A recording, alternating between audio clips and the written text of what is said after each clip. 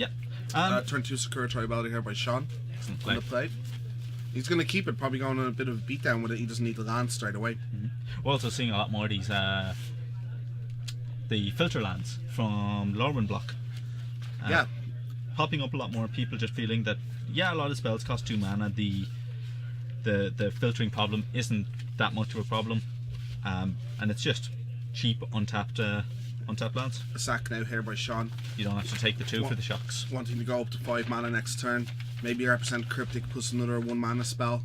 Not needing it last turn, but wanting to excel this turn. Getting in his free damage while he could. I see in Kurill's hand, still a hard angle for it, but I see a couple of Anticipates in a remand, I think. It's hard to see, he's fanning it out a lot. He has a Spell Snare as well. He has Spell Snare, Anticipate. It's really interesting as well to see these kind of...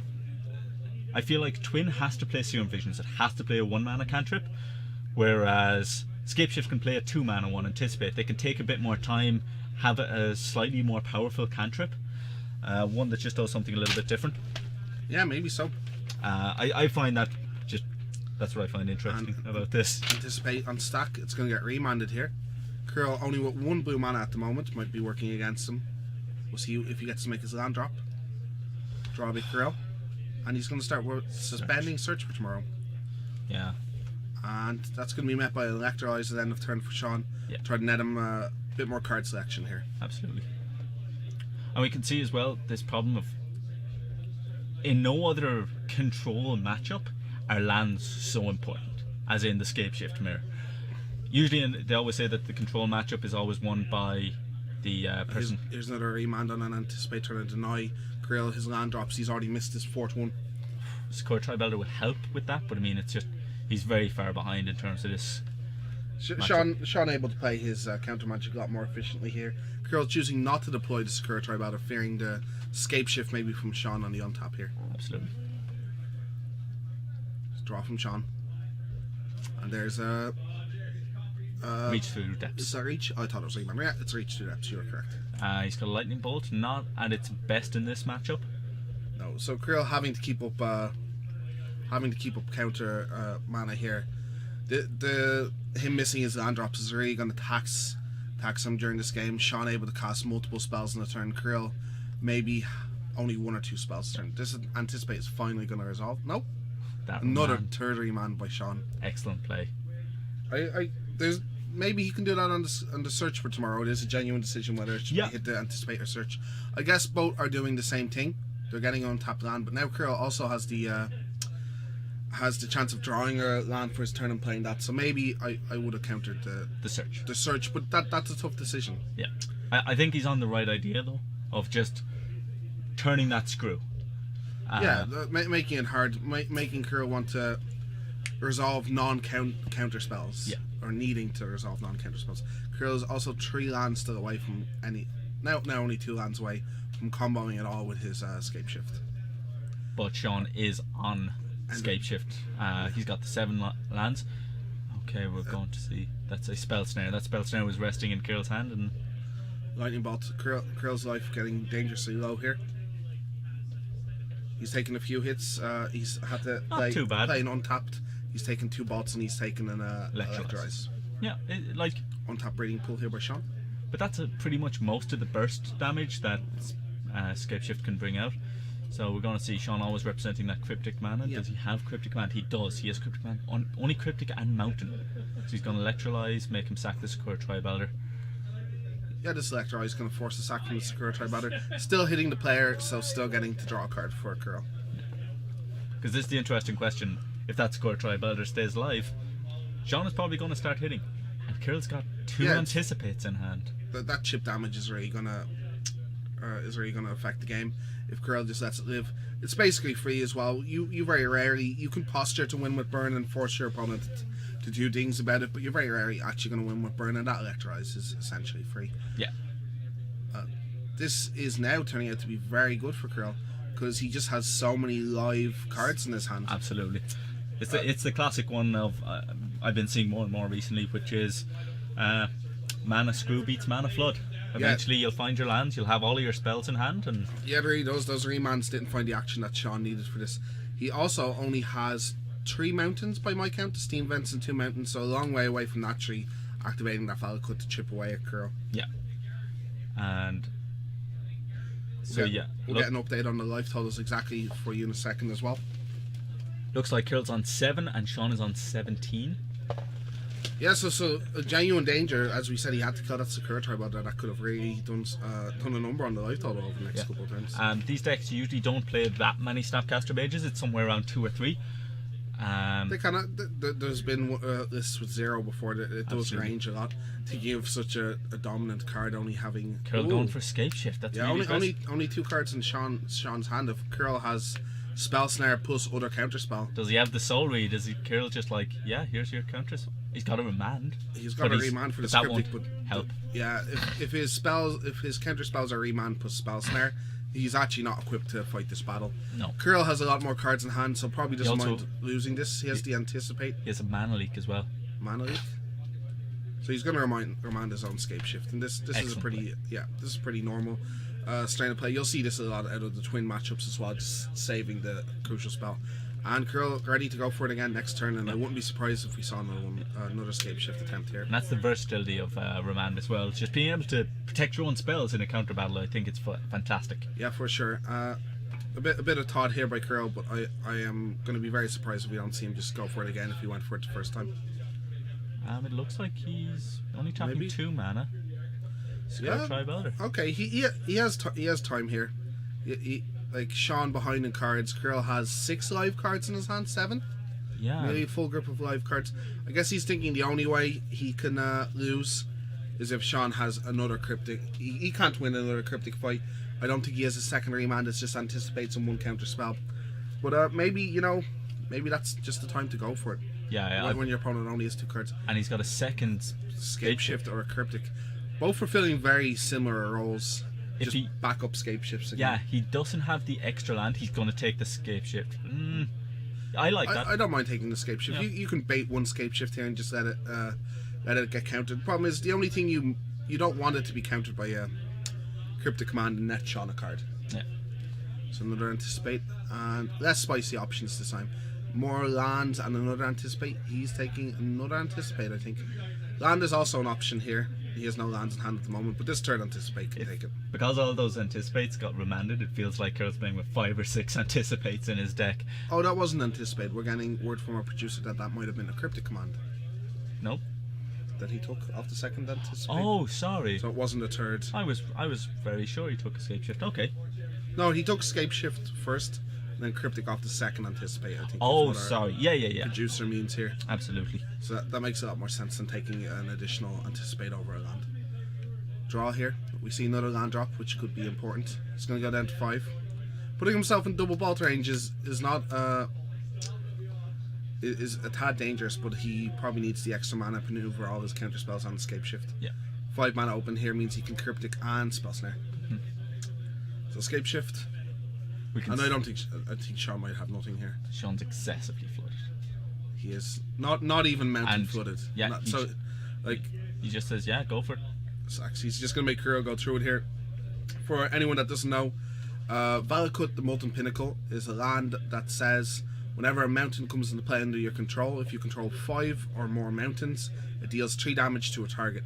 Now, the way this spell works is he will search for the Valakuts, 1 or 2, depending how many lands he's sacking. Yeah. And all the mountains will come into play at the same time, see each other, and they'll be able to do 3 damage repeatedly to Sean's head. Absolutely. In that case, Kuro got 2 Valakuts, and I think it was 6 mountains for the win. What I'm really interested in as well is I feel like if I'm playing against Scape Shift, I want to know exactly how many mountains that the decks have. Some people play 10 and some people play 11. I think that's pretty relevant. It does actually come up sometimes of, oh, they drew too many mountains, they can't Scape Shift off and get the combo. It's always the combo case though, make them go through it. You want to see as many cards as they can. Absolutely. Even if it's just a few more basic mountains, as you said, getting a rough count of how many you think they have is pretty important. Now we're going to see some sideboarding here from both the guys. What do they have on their list? What does Kirill have sideboard-wise? So, Kirill in the sideboard, I believe this is an old list because recently we've seen he's been bringing in Teferi against these sort of mono blue counter decks. Which will be excellent in this matchup. I will guarantee you we will see him bring it in. Whether he gets to play it or not is, but that's the other thing as well. These blue decks that get to cycle through their deck really fast, they get to velocity. I believe is a thing that has been used. Mike Flores did come up with the term velocity. Yes.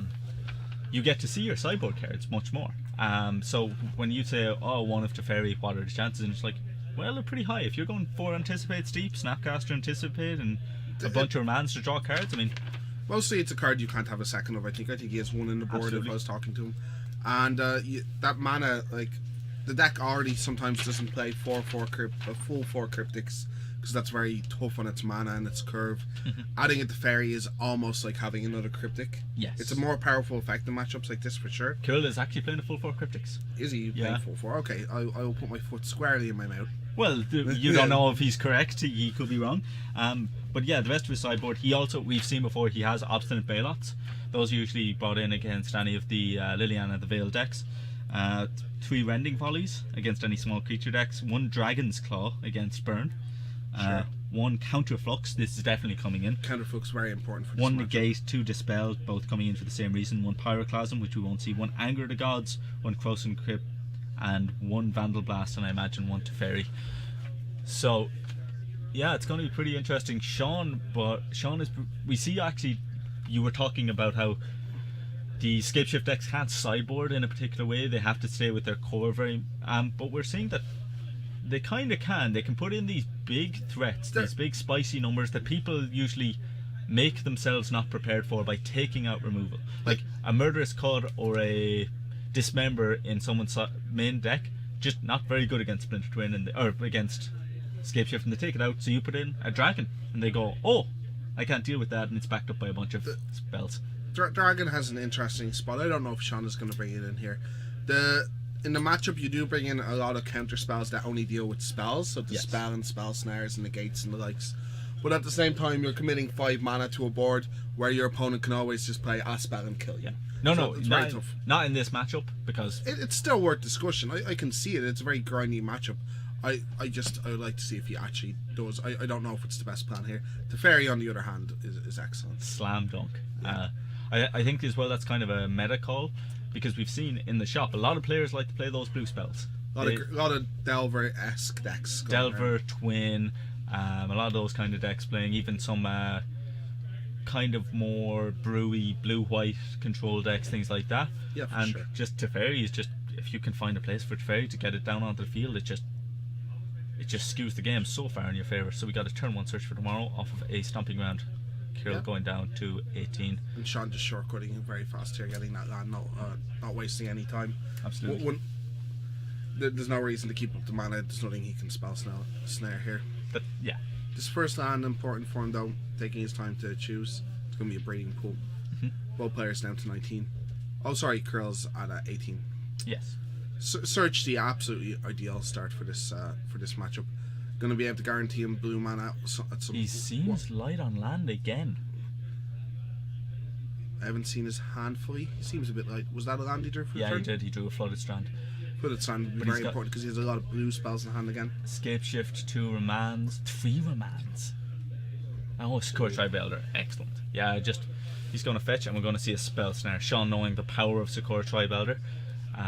Yeah, I don't mind the spell snare here. There's it depends on the makeup of Sean's hand. It is possible you want to keep that spell snare.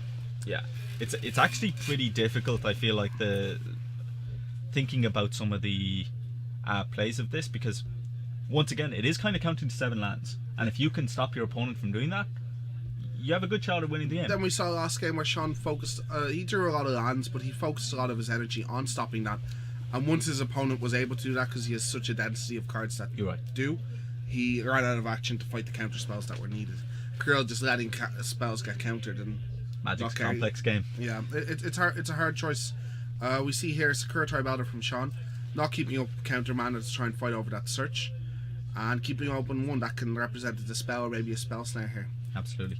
Kirill passes the turn back, and we get a search from the Sakura Tribuilder here from Sean, getting an island, wanting to jump straight back up to 5 mana, not bothered keeping the Sakura Tribuilder around and maybe trying to chip at the life total, not thinking the game is going to come to that. Absolutely. I always like being a bit aggressive in all things. Went to my Sean and it passes the turn. Krill did again miss his land drop, his fourth land drop. And this is shades of the last game when the Electro-Eyes coming down targeting Krill. Yeah. I'm kind of surprised to see those still in there. The Electro-Eyes? Yeah. There's a doubt you just mightn't have enough cards to take out end of the day. The spell taking down a remand. Again, mostly I think Sean here just not wanting the card and a mini war over this. And I'm very surprised both players popping counterspell after counterspell over this this fight. It's very exciting. Sean just not wanting Krill to draw extra cards while he's down on. Yeah, Sean's. I think he's played the. It's one of those things. You know what's important with this deck. We've talked about Sean talking about a lot of respect when it came to one of the players constantly remanding a Sakura Tribe Elder and then Cryptic commanding it, and he was like, that was a great way of fighting me. So Sean gonna look at the top. It's 5 here with that card, right? Yes, goes the top 5 here, and he has some options. He's going to take Cryptic Command, probably one of the more powerful cards to take. And Kirill's like, that just happens. Kirill's stuck on 4 mana. That Cryptic, long order. That Cryptic gets to go to hand, or that card would not be as good. Tap Stomping Ground here from Sean and pass the turn. And we get a 4th land, very important 4th land, but not a 3rd blue source here for Kirill. Pass the turn again. Sean just drawing. Now, there's an important thing here. When you're making your land drops and your opponent isn't, well, Krill, another land from the top, but again, not a blue source. It's important that maybe you don't play random spells into his remands. Yes. Netting him extra cards for uses of remands is not what you want. Krill, add a search for tomorrow. Yeah, you just take your time. We can see as well, Kirill, what should be... There's a charm off the top for Sean. His hand is a charm, Scape Ship, Bolt, and Cryptic. 1 Cryptic. Yeah, we know the Cryptic. So Kirill actually... Sean should be counting. Kirill has 3 mountains on the field. Sean has 3, I believe. So they both are on 3. I know for a fact Sean plays 11 mountains for the Scape Shift. Yeah. So what happens is, if you just find a density of mountains, if you find like 4 or 5... well, no, you'd need to have 6 for the combo not to be able to quite go off properly. It's quite awkward. Life Total seem to get low enough in this matchup that you can still sack maybe 3 lands and get another Valid Cut and 2 mountains just to trigger twice each. Absolutely. It has to get to pretty dire straits before you can't do some amount of damage with these Scape Shifts. Again, we're getting to a situation where Krill is now drawing very well out of this this screw, and now he has 7 live cards to Sean's 4, and one of Sean's is a Bolt on top Breeding Pool, and Krill might just go for it here again. And this is kind of that discussion of, was there a point, do you think, at any point in this when Sean could have gone for it while Kirill had less density of spells, less mana to... I don't know. When Sean hits 7, Kirill always seemed to have enough mana up, and he doesn't have counter spells. It's the thing that if Sean goes for it and Kirill has 1 counter spell, he probably just loses on the spot.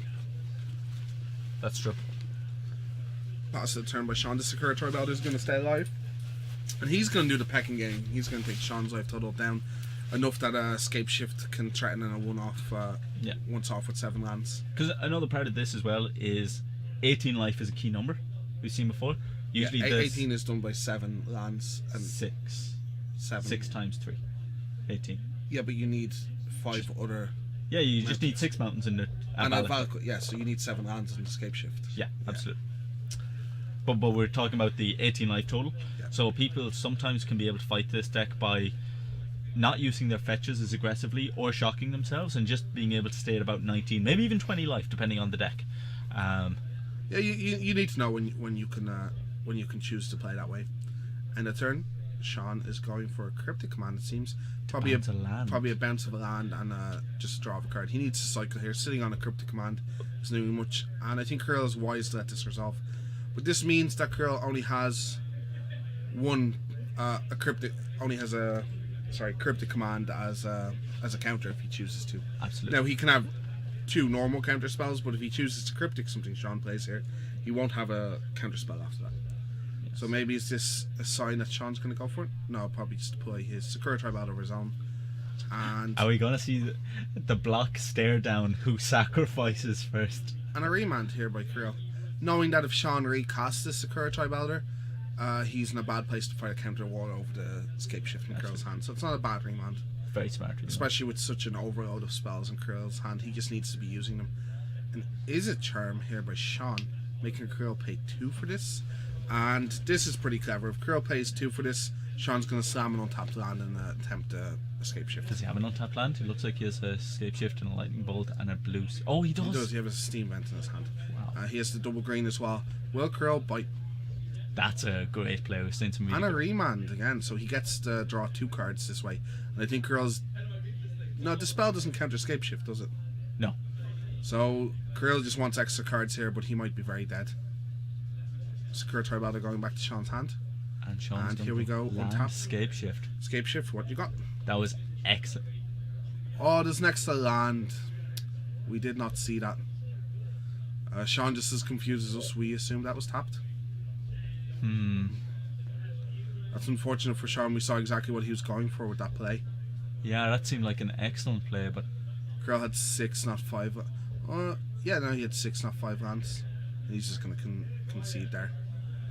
That was just a small mistake. Unfortunately, we saw exactly what Sean was going for there. Krill both players playing a different game, pretty much. Yeah, exactly. I had seeing that kind of loss, but I mean it does happen. So we can see the 2 dispels coming out for. Dispels are obviously always coming in. These echoing through in case someone has. I think that's the. You get to bounce them non-land permanent. It's the same. And all of the same. But it's the save all card. It's like if they bring in ley lines, you got them. If they bring in other hate, you got them. Like Batter Skull from Kirill. I actually really like the Batter Skull. And Inferno. See, Kirill has to update his sideboard for what he's got written for us. Because, yeah, this is what I was saying. He brings in these big threats that just end the game. I really like the Batter Skull because what it does is if you get 1 hit in, your life total jumps. And suddenly the combo is just, like we said, the 20 life, or the 18 life. If you could just get it back with some lifelink from a Batter Skull, it's huge. It's interesting. I don't know how much I like 5 mana and the sorceries. The same I was talking about. Sure. Sean's Dragons in the matchup. You saw how tight mana was. Kuro winning by exactly 1 mana there. But that was quite unfortunate finish for the game because I'm sure if Sean knew there was 1 more on top mana, that whole sequence of turns. Yeah, I'm going to just take a jump out, talk to our producer, see if we can get another game. Because they were quite quick. That was quite quick. That second game was very fast. Yeah, so Sean losing on the slimmest of margins. 1 mana was the winning and losing of that game. Interesting matchup. Usually combo decks playing off against each other. You're thinking Storm, you're thinking stuff like the old Burning Pod decks. Quite dull and draw dependent. But there's a lot of interaction, a lot of counter spell wars, a lot of posturing in that matchup. You could see that at one stage in game 1, Sean was lining up to win the game with damage, chipping away. Kuro getting all the way down to 7 between his lands and Sean's shots, and an Electro-Eyes on Sakura Tribalda being really important to keep Kuro on at least 7. And we're going to line up another matchup hopefully for you that did finish very fast. Sean losing both games, Kuro 2-0. I want to talk to you momentarily about the end of year championships here at Gamersworld. There has been 2 seasons so far. We're in the middle of the 3rd one. Each season for each format gets a champion, and that champion goes on to play the end of year championships. At the moment, the prize support for that is standing at 1,000. Was it 1,000? Was the store championships we were all standing at? Yeah. Prize money. Yeah, it's about the prize money standing at about 1,000. Probably gone up by now. Yeah, gone up by now. Every week, little bits of money from the events go to that. And at the end of the year, there's 32. Was it 32 or 30? Players? Yeah. It's 3 times 8, so 32. Yes. 32. 32 at the end of the year. And the formats which haven't been announced will be standard, modern Masters draft. So just for qualifying for this, you had 3 Modern Masters draft. Modern Masters rotisserie draft. And rotisserie, I think it's the core set, is it? Or no, it's going the to set be after. Battle for Zendikar. Battle for Zendikar. So I'm hoping that's a good format. Yeah. I'm actually going to be really interested to see how this now 2-set block structure is going to affect the draft format. Because now it's always going to be a standard of the draft will always be triple of the big and then 2 big, or 1 small, 2 big. So I'm just going to be really interested in how they were more focused on the draft structure when it comes to that. It's going to be really interesting. Yeah, for sure. Yeah, we're waiting on 2 games, one of which is Will versus Daniel, which looks to be some sort of Delver versus random crap I saw in Will's hand, which is a It's John's stuff he likes. That's Packrat, calling me intrigued. Packrat Celestial Flare Quirion Dryad. Awesome. The name of his deck is John's Cards I Enjoy. Cards I That like seems to fair. play. So we're basically waiting on that match and Greg versus Simon. Okay. So they're probably going to be finished fairly promptly, I'd imagine. Yeah, if Okay, I so saw. we don't have any extra matchups to put up. We'll only be 5-10 minutes, I'd say, at most. So Okay, let's see do what happens. Yeah, we'll just talk about the performance.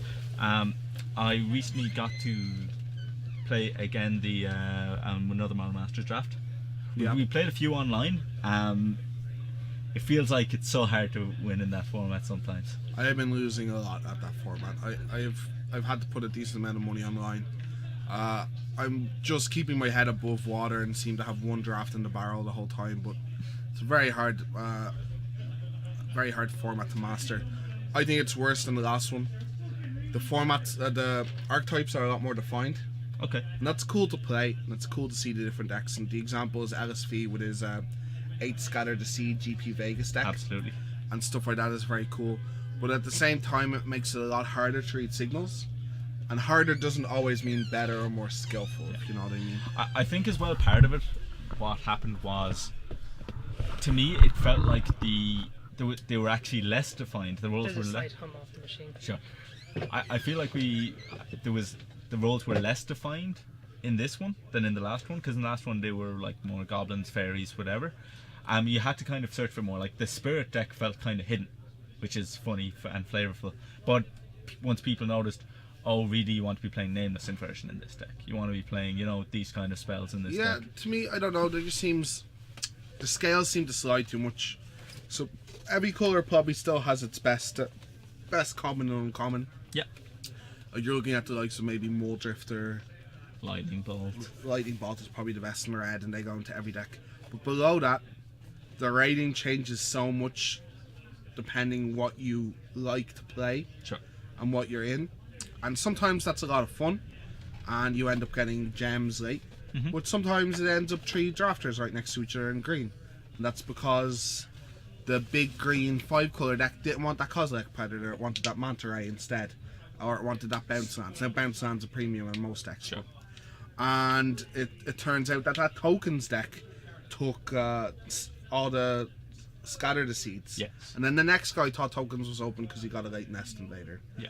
And I don't know, I know that's a lot of good green cards in the pack, for example. But I feel that a lot of times I've been trapped in colours and haven't found out till pack 3 that I might have been wrong. And that's not as enjoyable. It reminds me a bit of Legacy Cube on Modo.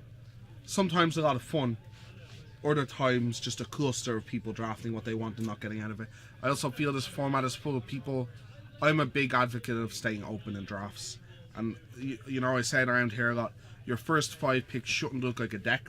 Your first 5 picks should look like the best card from each pack. Yeah. So you can get a better read on stuff. But in this format, I feel more and more people just go, I first pick this. That's my deck. I now. will not move no matter what I get past. Sure. You're passing stuff like cranial plating and people to be an affinity, And they just refuse. Yeah. And in that way, it is actually kind of hard to draft because there are less open picks, if you know what I mean. Yeah. For example, certain cards, like when you get them, you're going to be wanting to put them in like one of 2 decks. Yes. You know? The good example, an example I have of something like this happening, was I was in like red blue, Sure. and I get a 4th pick. Not red blue, red black. Red black. And I have the aggro cards. I have like the 2 mana 3/3 that can't be blocked by 2 guys. The Bloodthirst guy. Oh yeah. So the deck's looking decent. And then in the pack, it's Muldrifter and nothing. And he's probably the best blue uncommon. I'd have to have the list in front of me, but I think he's the best blue He's one of the uncommon. best. Yeah, absolutely. And I slam him. And I slam an Aether's Snipe after that. Like, okay, I'll look at blue-red because that goes good with these 2 cards. But Sure. these are 2 generic good blue cards, and it's nice to have generic cards in this format. Blue was not open. The guy beside me I play later on in the draft has just decided to take archetype cards over it. So I asked him afterwards, and he took I think he ended up some kind of token strategy, and he took like scatter the seeds over the Muldrifter. Which, feels incorrect. And also feels like it wouldn't happen in ordinary draft formats. Sure. Maybe because the cards are such a high power level, the average player can't separate them as much in their heads. Absolutely. But I think it makes signals in this format definitely a lot harder. Which, Modern Masters 2? Modern Masters 2. 2015, yeah. Gee, here's a really good question, right? Yeah. Drafted for the first time last night with the set. Somehow we went 2-1 with it. But we opened an Elish Norn. Yeah. I kept on saying we should just be splashing for that the whole time. Talking to Will, who day 2 on just an Elish Norn, confirmed that I was right and that we should have done it. What?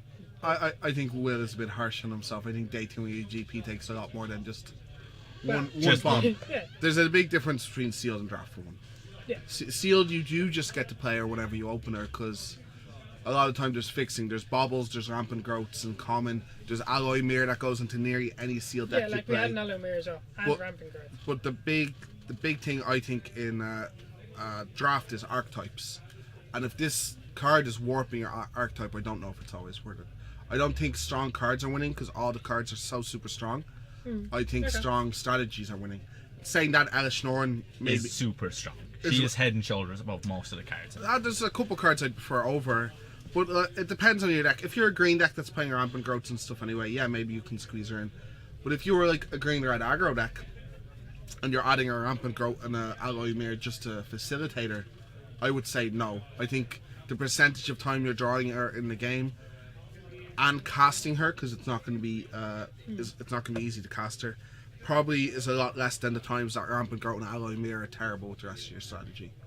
Would be my argument. Okay. Like a lot of synergy, you got to think of cube Yeah, level synergy. we didn't play the Rampant Growth in the end, but I think we could have because of our main win condition turned out to be what's the Hydra in the set, the green red one. Apocalypse Hydra. Apocalypse Hydra. If X is more than 5, he comes in as a 10. Yeah, if that's your main thing, you should definitely be playing Rampant Growth. If you're a ramp deck, then like, Shorn's easy. But we like, managed to win 2 games just off the back of him becoming a 10-10 and then just shooting them a couple of times. for example, if you were green red tokens without fixing, not really as much a deck, but I'm just calling out random words. Say you were a green red tokens deck, no fixing, and all of a sudden you're trying to shoehorn her in, or you're cutting all these playables and putting in all these bad white cards just to have her as your secondary color. I don't know. She is strong and she is on the verge of me nearly playing her no matter what. Yeah. But her mana constraints are a thing. Some decks don't ever want to get to 7 mana in the format either. Is a thing. That's fair. Now Karn is probably a different beast to me. I would always have Karn, even if my deck is Karn being colorless. Like the 2 white mana alone is kind of 15 land aggro red play Karn. I was about to say there's still a deck I wouldn't play Karn in. I wouldn't play Karn in the Blood Rush deck. He's basically a mulligan whenever you have him in your hand. Like if you're not winning, he's kind of a contingency plan. If you're not winning, you get to go turn 7 Karn, maybe win off this. Yeah. But in general, you want your curve to stop at the 4 mana Hill Giant that becomes a 5 if you Bloodthirst. Gorehorn Minotaur. He's excellent in the format. So I think in sealed, certainly we're coming off 3 awesome big GPs where we would have seen people sling these spells at each other in day 1 and you play these no matter what. But the draft format is pretty intricate, and I think a bit like Cube, you gotta be looking at archetypes, you gotta be super open.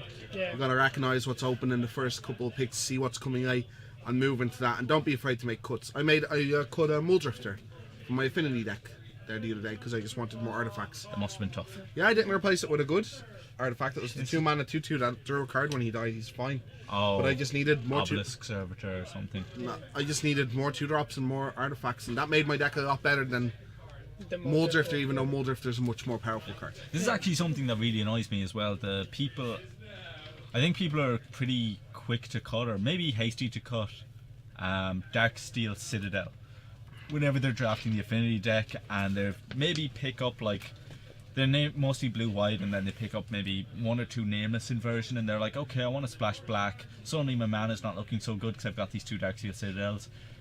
I might want to take these out. You absolutely do not. Every time that I've seen someone thinking about it, I'm just like, here are 5 to 7 cards that absolutely benefit from having a Darksteel Citadel. It depends how much Metalcraft you got in your deck at the end of the day. And there's Metalcraft and both Metalcraft and Affinity.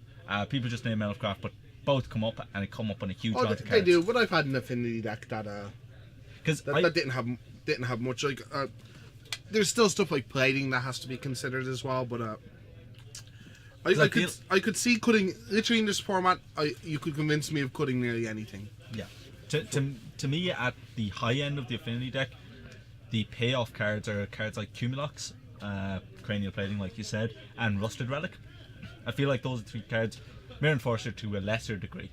Mirror Enforcer's a lot worse this time around than he was last time. He's still very good. His body dominates the board most of the time. Yeah, when it comes down. absolutely. I feel like this time there's a lot more 4/4s, and there's not many 5/5s. There's a lot of tokens. Sure. Rusted Relic is still good, for sure.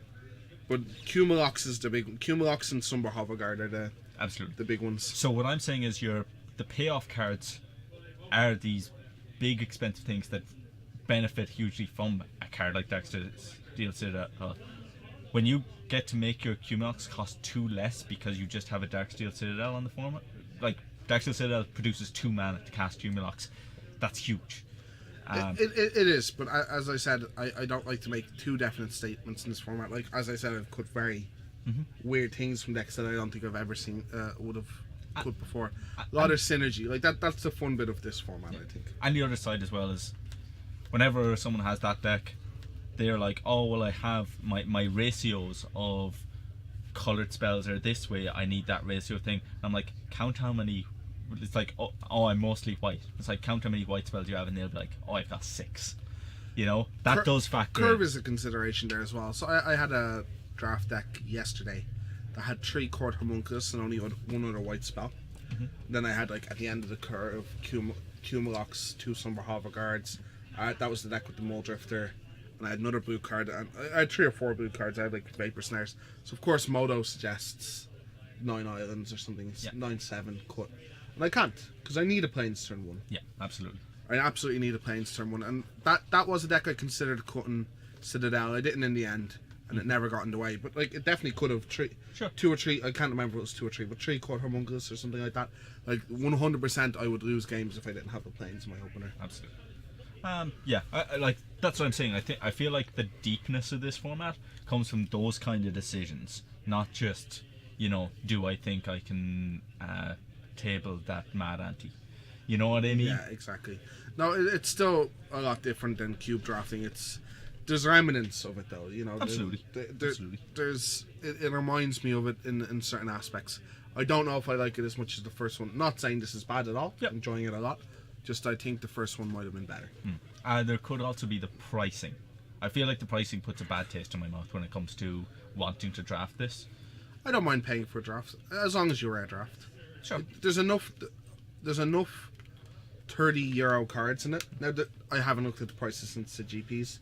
Now there's going to be ebb and flow in the next couple of weeks. They're definitely going to go down, and 2 weeks from now we could see them go right back up. But I think when you draft and you rare draft after, the winner is 99% of the time going to get more than he paid for in the draft. Sure.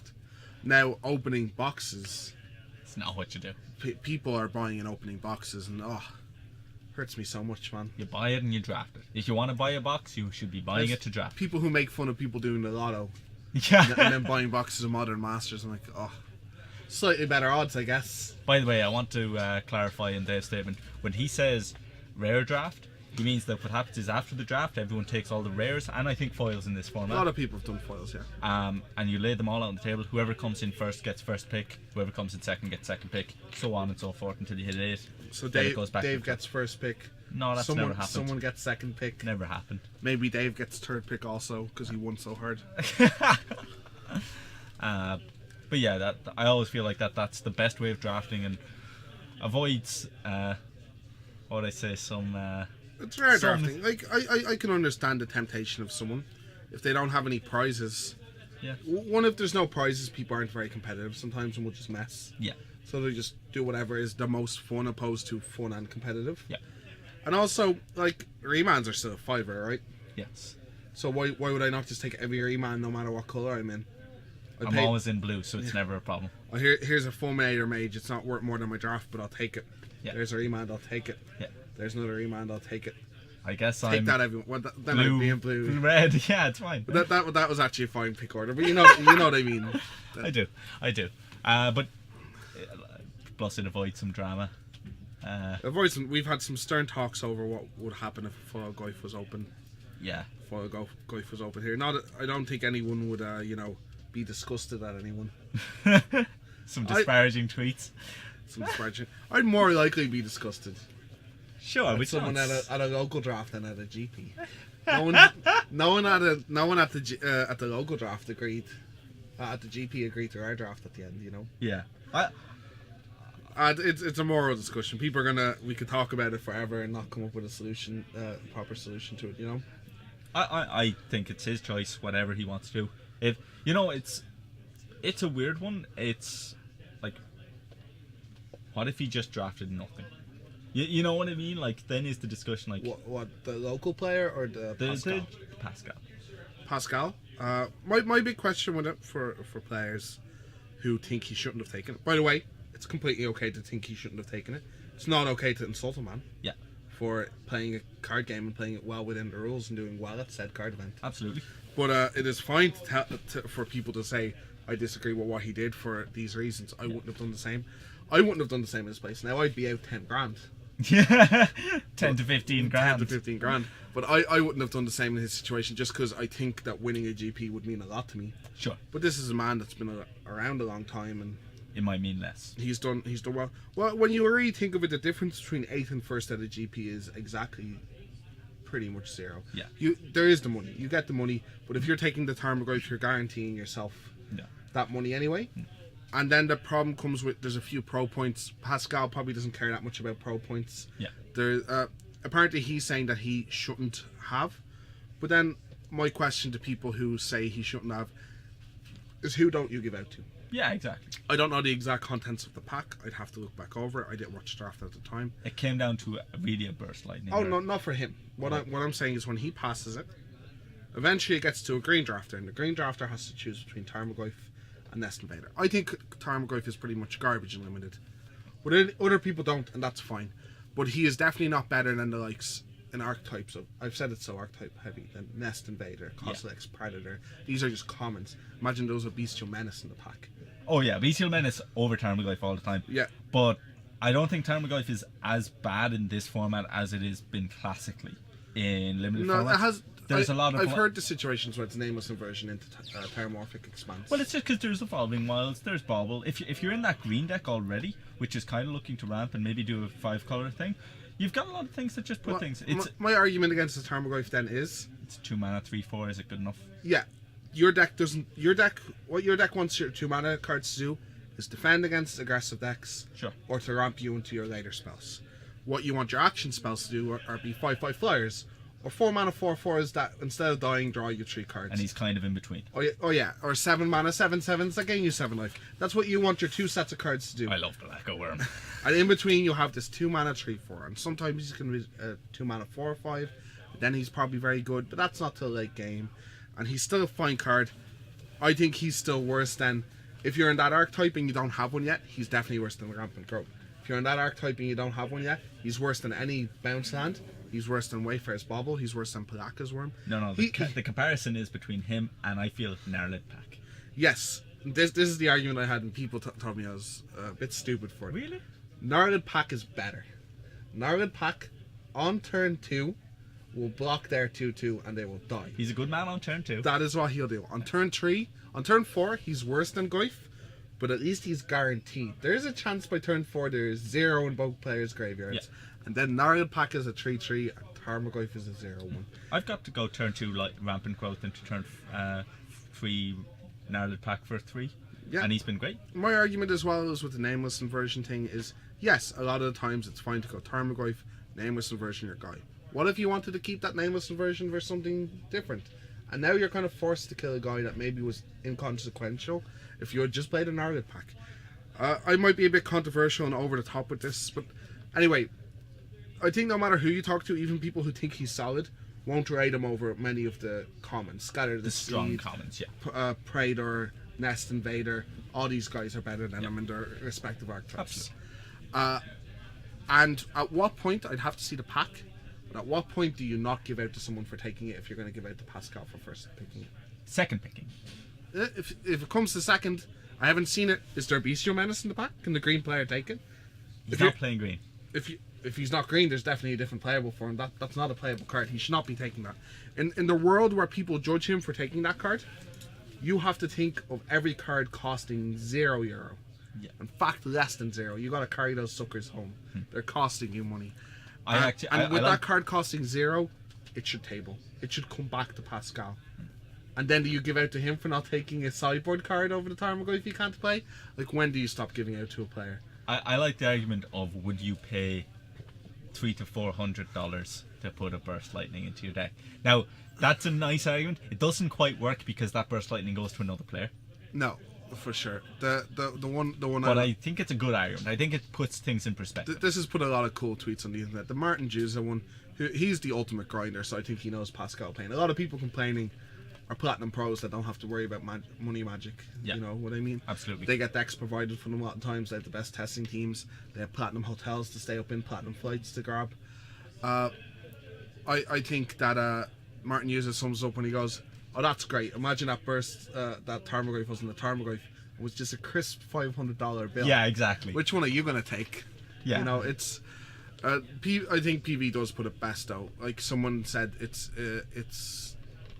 a bad representation on the pro community that one of the pros, because as far as I know, Pascal's like gold, silver, gold. Yeah. I don't know. I'm pretty sure he's not platinum, but I believe he's silver or gold. Yeah. Yeah. And it's a bad reflection on the whole community. And PV said the only bad reflection on the whole community is that people have made such a big deal out of it. Out of this. Genuinely, it's not him picking the Geist that made me not want to be a pro or not feel kind of bad about the game. It was how certain people talked and the language they used to kind of... I feel like it was almost a character attack on a person. This argument can go back and forth all day. A couple of people said it's not strong enough to be a character attack. I have gone as far to call it bullying. Yes, the fact that two people had to apologise, felt that they had to apologise, I think goes to show that they definitely did something wrong. These are two of the best players, a couple of the best players in the game, and they're commenting on person that, no offence to Pascal, is a worse player. This is no offence, this is one of the best players in the world. Yeah. So this is your peer. This is like if you're a footballer and Messi just goes on to a random thing, goes, "I don't like the way he kicked that ball.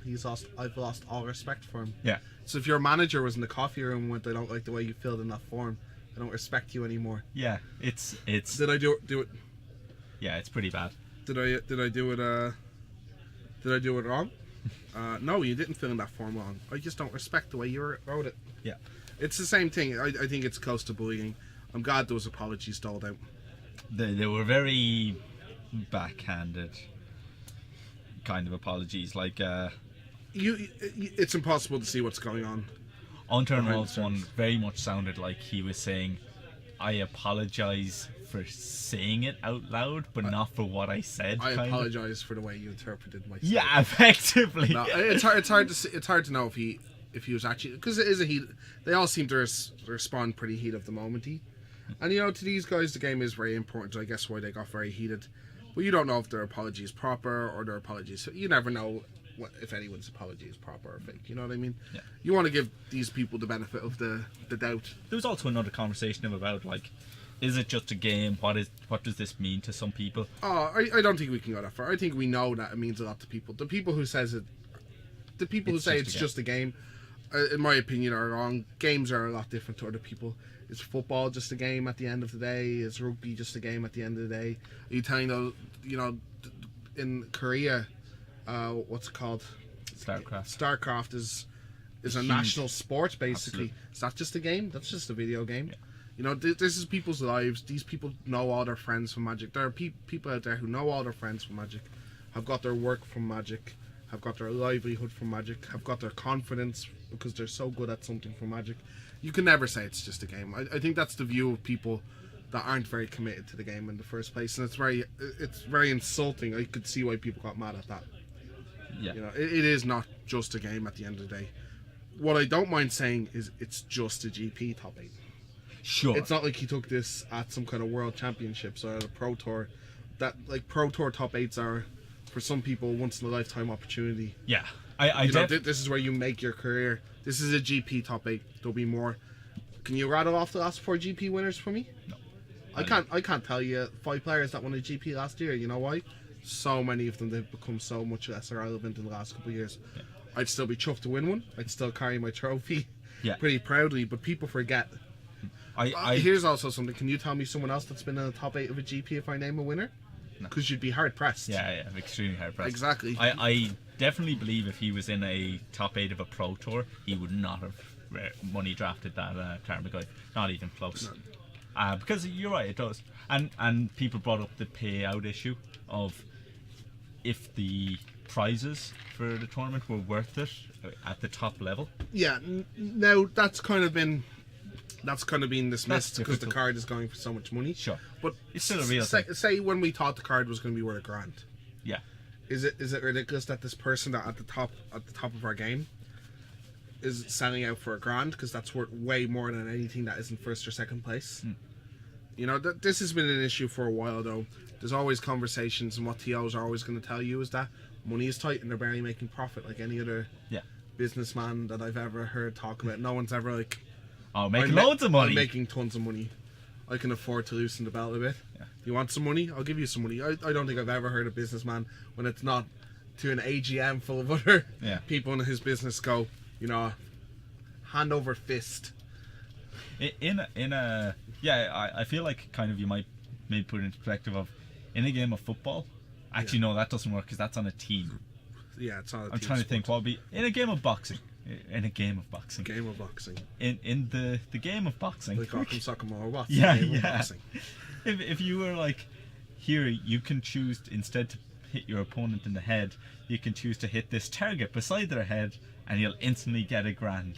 It's like, would they be thought down? I thought you were going to talk more about throwing fights in boxing because that's a very similar comparison. Because he didn't throw. You know, no, he was within the rules, so it's a close comparison. Not just the rules, in terms of how much better that deck. Like, it's not like if we don't know. We don't have the benefit of branching. It's impossible to tell the EV. A lot of professionals were putting it at 5%.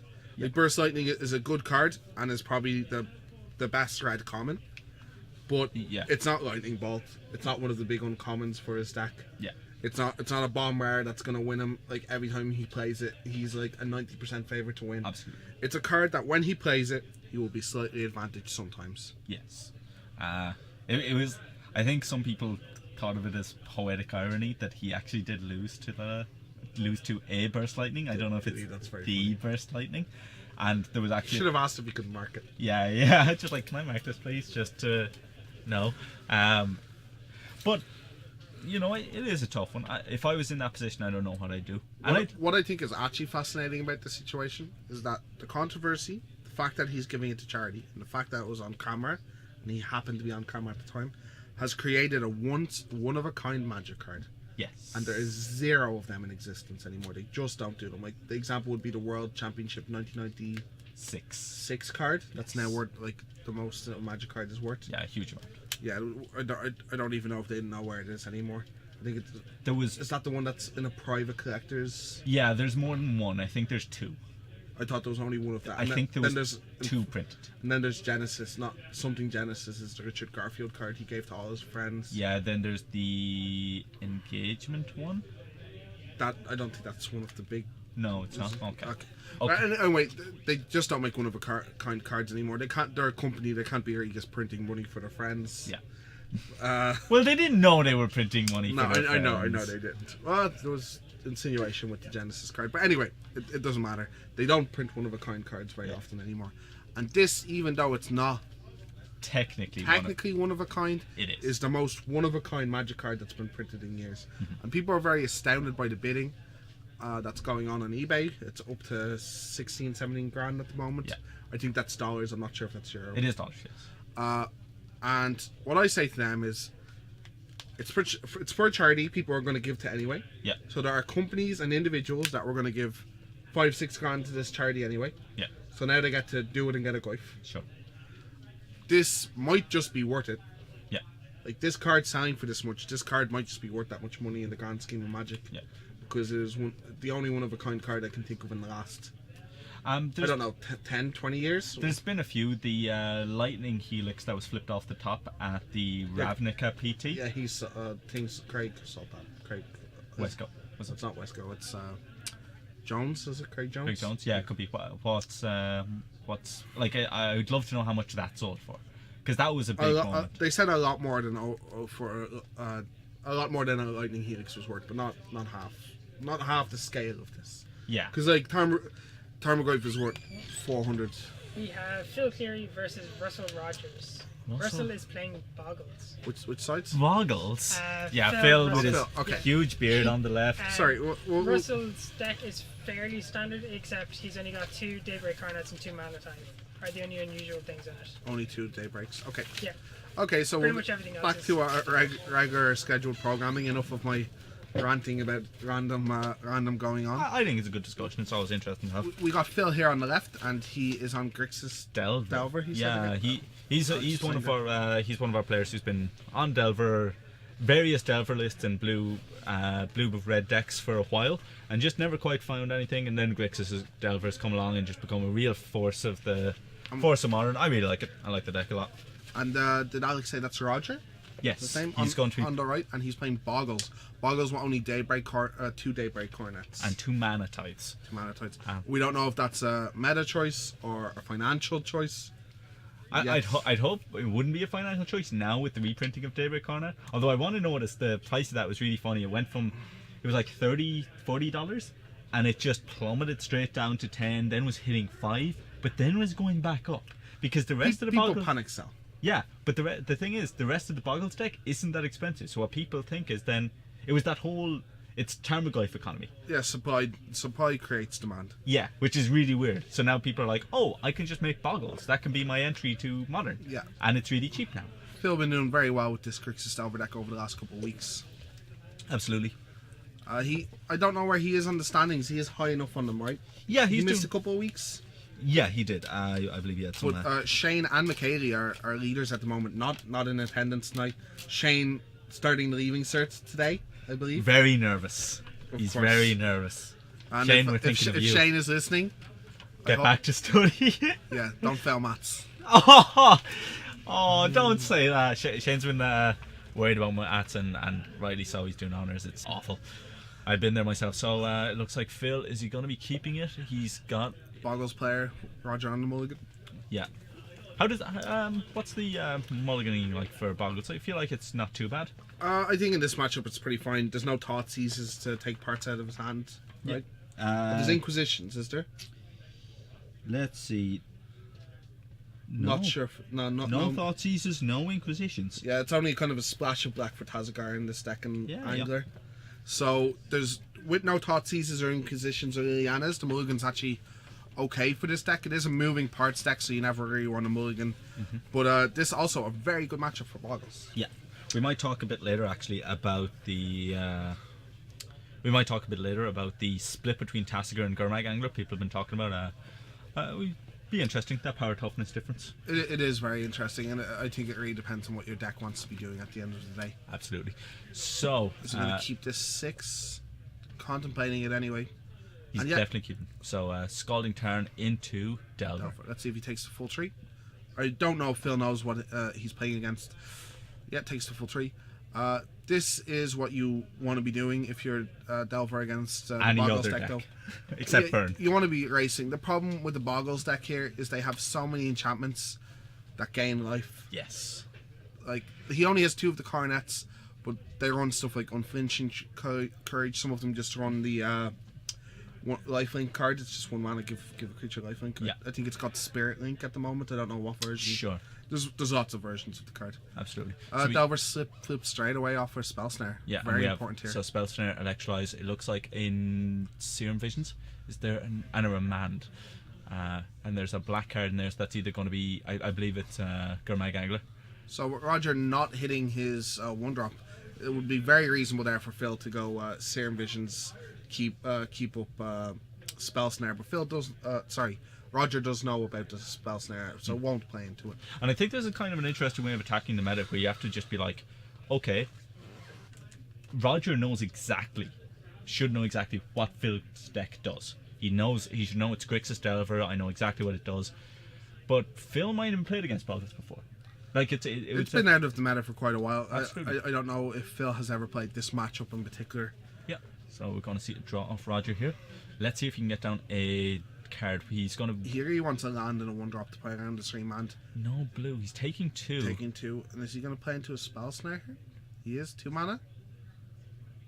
And that's an Edgewalker. Absolutely. So that's a... Isn't it hexproof? They're all pretty much hexproof. Yeah, I know it can't be blocked by... it can only be blocked by flying creatures. Yes. It doesn't have flying, but it can only be blocked by flying creatures. It's a weird one. It's a lot of flavour. We'll try and get the exact text off for producer, but this is going to the graveyard, so we don't have to worry that much. That's fair. Sure. And this is kind of the unfortunate thing. With the Boggle deck, you're trying to hopefully get one of your small threats underneath the counter spells. And then any of your enchantments make it big. Absolutely. The thing is, once it's down, I don't think Phil has a main deck way of dealing with it. Gurmag Angler may be changing this matchup a bit though, so the attack's not always free. Yeah. Like you used to be able to, Delver came in for 3, you came in for 4 lifelink. And there's no race. Yeah, and that's not always the case now. Phil not hitting his 3rd land, but handful of counter spells has no remand, and a Gurmag Angler probably looking probably coming down for 1 soon. Already 3 cards in that graveyard. Just Roger passing back the turn. Yeah, he kind of needed to play into that spell snare, but it was looking like he might have had a 2-drop to follow it up, but I think the mulligan has just been very harsh on him. Yeah. Fill in for 3 and just pass the turn, happy to play this game with the pressure in the skies. Absolutely. Well, this is what Delver's meant to do, just... Okay, so a Temple Garden, 3rd one. 3rd one still... Still finding nothing, that's unfortunate. Yeah. In for 3 again. And now Phil getting a Taxian Probe. We'll know exactly what's up. Daybreak Coronet. Is that a Harmonize? Is that play Harmonize? No, I didn't think so, but I don't know. That's a Keen Insight, is it? Oh, yeah. That's the draw card one. Absolutely. It's a time shifted. I can't remember the name of the blue version of it, but there's a blue version whenever the creature does combat damage. Curiosity. It's a time shifted Curiosity. So 2 Coronets. Spider, Umbra, Rancor, 2 Coronets. Yeah, he's just like, I need a creature. Yeah, he kind of needed to run out that 2-drop, bait the spell snare and hope to draw another 2-drop, but it hasn't worked out. Now Phil picking up a remand is a mana leak even off that. This game looks pretty over. Yeah. Again, perfect start. Delver straight flip, because when does that Delver not straight flip? He's just a 1-mana 3/2 flyer. Absolutely. Except when he's on my side of the board. You broke it, Wizards. So then he's worse than Squire. Yeah, Phil should just be happy to just keep in for 3, just pass turn. There's an argument here for giving your opponent 1 draw to draw a creature to get a Gurmag Angler down. Sure. Is a legitimate argument. I don't think it's necessary. Yeah. But if I had 1 counter spell, I might be thinking like that, but the fact that I have 2... Well, the mana leak has changed it. If it was just a remand in his hand, there's a lot of 1-drops out of the Boggles deck. As we see here, he drew the 1-drop. Glistener Elf. Would have been a nightmare if Phil had. Oh no, that's not Glistener Elf. That is Gladecarver Elf, I believe. Yeah, that's the one. Once again, because this deck is kind of out of the meta and not played as much. I know what its creatures do. I'm just not sure of the name. name. And there's a scoop of the Boggles player. So let's see what he brings in. Definitely on Phil's side. So his sideboard, he's going to have 2 Spell Skites. Excellent. Very good in this matchup. 2 Blood Moons. Could be decent depending on we saw the mana wasn't great from Roger, but it'd be pretty interesting to see what he's bringing in the Blood Moons, straight slam them down. 2 Vandal Blasts, not good. 2 Rakdos Cherrim, also not good. 1 Colligan's Command, that's not where you want to be. 1 Flash Freeze, pretty good. Counters. I could see Flash Freeze. The problem is they can usually get underneath it sometimes. Well, sometimes if they play the Boggle and you have the Flash Freeze up, it doesn't counter like a Daybreak Coronet. If they just go the lifelink and Hyena Umbra into Daybreak Coronet, you're like, that's cool. great sideboard card I have here. Yeah. 1 Izzet Stratocaster, 2 Thoughtseize, and he's got a negate in the spell. Thoughtseize is also going to be excellent in this matchup. Yeah, so he has some cards. He's got 6 cards. He's got 2 Blood Moon, 2 Spellskite, 2 Thoughtseize. Flash Freeze is definitely into consideration. So yeah, I reckon he might take out. Okay, he's taking out the Colligan's Commands. Though that's fair. You're going to take it. He's taking out Gataxian Probes, and I don't know if that's correct. You just want to take out all your spot removal. All your lightning bolts, all your electrolyzes, they're not useful in this matchup. I definitely agree with the electrolyzes coming out. Lightning bolt, they present so much burst damage. It's kind of tempting to keep him in. You haven't seen a core Spirit Dancer out of him. Sure. You might want to keep it in lightning bolts because they can go to the face and they can take out Spirit Dancers. But electrolyze is definitely not where you Absolutely. You want to beat Electrolyzers, come straight out. And I think some amount of Lightning Bolts. Because there's lots of time. They only have 4 Spirit Dancers in their deck. There's lots of time it's going to be dead. There's sometimes when that Spirit Dancer is going to pick up an enchantment if the timing is wrong for you and get out of that Lightning Bolt range. Yeah. So players still sideboarding here. We haven't got a good look at what Roger can bring in. We don't have a deck list for him, unfortunately. I can't remember what they traditionally bring in. They might have some spell scouts of their own. I know they used to run some of them in the 75. Sure. I haven't seen any updated lists lately. But Boggle's an interesting deck to bring this Saturday in the War Chest. Is a PPTQ. Oh. Or it's an UCD, not in the War Chest. Oh, sure. And oh, sorry, we've been calling him Roger. It's Russell. Russell. Apologies. Sorry, Russell. Apologies, Russell. Quick one as well. The difference with this deck was Spell Scout used to be that bad against the traditional blue-red Delver deck because it's usually big enough that it would eat like a Lightning Bolt or 2. Yeah. But with Terminates, it's just not great. Terminates and Colligan's Command. Those are 2 cards that should come out in this matchup, though. Yeah. Like if you keep in any of the removal, you keep in bolts because they can go to the face. Mm-hmm. But anything that just says kill target creature is pretty bad in this matchup. Yeah. But then we have, how many cards can you take out? Like Phil probably has a couple dead cards in this matchup. He has 3 Terminates, an Electrolyze, and a Colligan's Command that can definitely come out. That's 5 dead, just straight up dead cards. The Colligan's Command has some use. That use is making them discard a card and dealing 2 to their face for 3 mana. It doesn't seem very enticing to me. He has 3 Thought Scour, 4 Lightning Bolt, 4 Gataxian Probe, 4 Serum Visions, 3 Mana Leak, 3 Remand, 2 Spell Snare. Spell Snare seeming very good in this matchup. Spell Snare, okay. There are a lot of they have 8 1-drops is the thing. Sure. It does get coronets, but then a lot of their enchantments are 1-drops. Is Hyena Umbra? Hyena Umbra is 1, Lifelink 1 Okay. is 1. Again, sorry, I can't remember the current Lifelink enchantment's name. It's not Is it Spider Umbra. It is Hyena Umbra. Hyena Umbra Lifelink. isn't the Lifelink, it's No. First Strike. Spider Umbra is a card. Spider Umbra is Reach.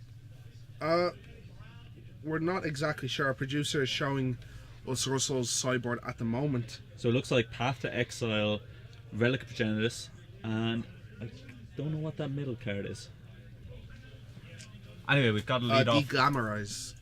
Is that it's the Unraveliator, the old Unraveliator, I think. Sure. So we have a Steam Fence on Phil's side and a turn 2. Oh, okay. That just that lands. resolved. That Thought Scour, sure. sure. I was nearly certain of the Spell Snare there, but it was nice disguise there from Phil. He drew the Spell Snare off the Thought Scour. Yeah, this is the problem with it. You usually have one opportunity to kind of get it in. If you don't, they're going to resolve their threat. It can still get a coronet or something here, and he has to resolve a threat here. But this gives him a chance. A 3rd mana, especially here from Russell, and we can see a coronet plus another card. And how is Phil ever beating that? You know, Yeah, absolutely. he can chump block all day, but these things can. The Rancors in the deck, they can gain trample, they can gain First Strike. We're going to really see the Boggles player have at it here. Here's Open the power. season. Hyena Umbra, straight on. So that card is not dying. That's +1/+1 First Strike and Totem Armor. Yes. Totem Armor means if the card would die instead, he can remove the. Totem Armor. So Path to Oh, Exile. and a Path to Exile. Excellent. That's a sideboard card coming in from Russell. Do we have the Rancor? Or is he now just getting in for Keen Insight, I think is the name of the curiosity, and that would be excellent at the moment. But no, just in for measly 2. 2 can't die. Yeah, 2 cannot die. So Pyroclasm sometimes is a Pyroclasm-esque effect. I know Phil doesn't play them. It's something that can come in, and at the moment Hyena Umbra protecting anything like that. Yeah. Now Phil has the painful decision. By the way, this Blood Moon looking terrible with Forest Plains in play. But he has the decision of trying to put in pressure and put down the shields a bit more to more enchantments next turn. Gataxian Probe here by Phil, we get to see the hand.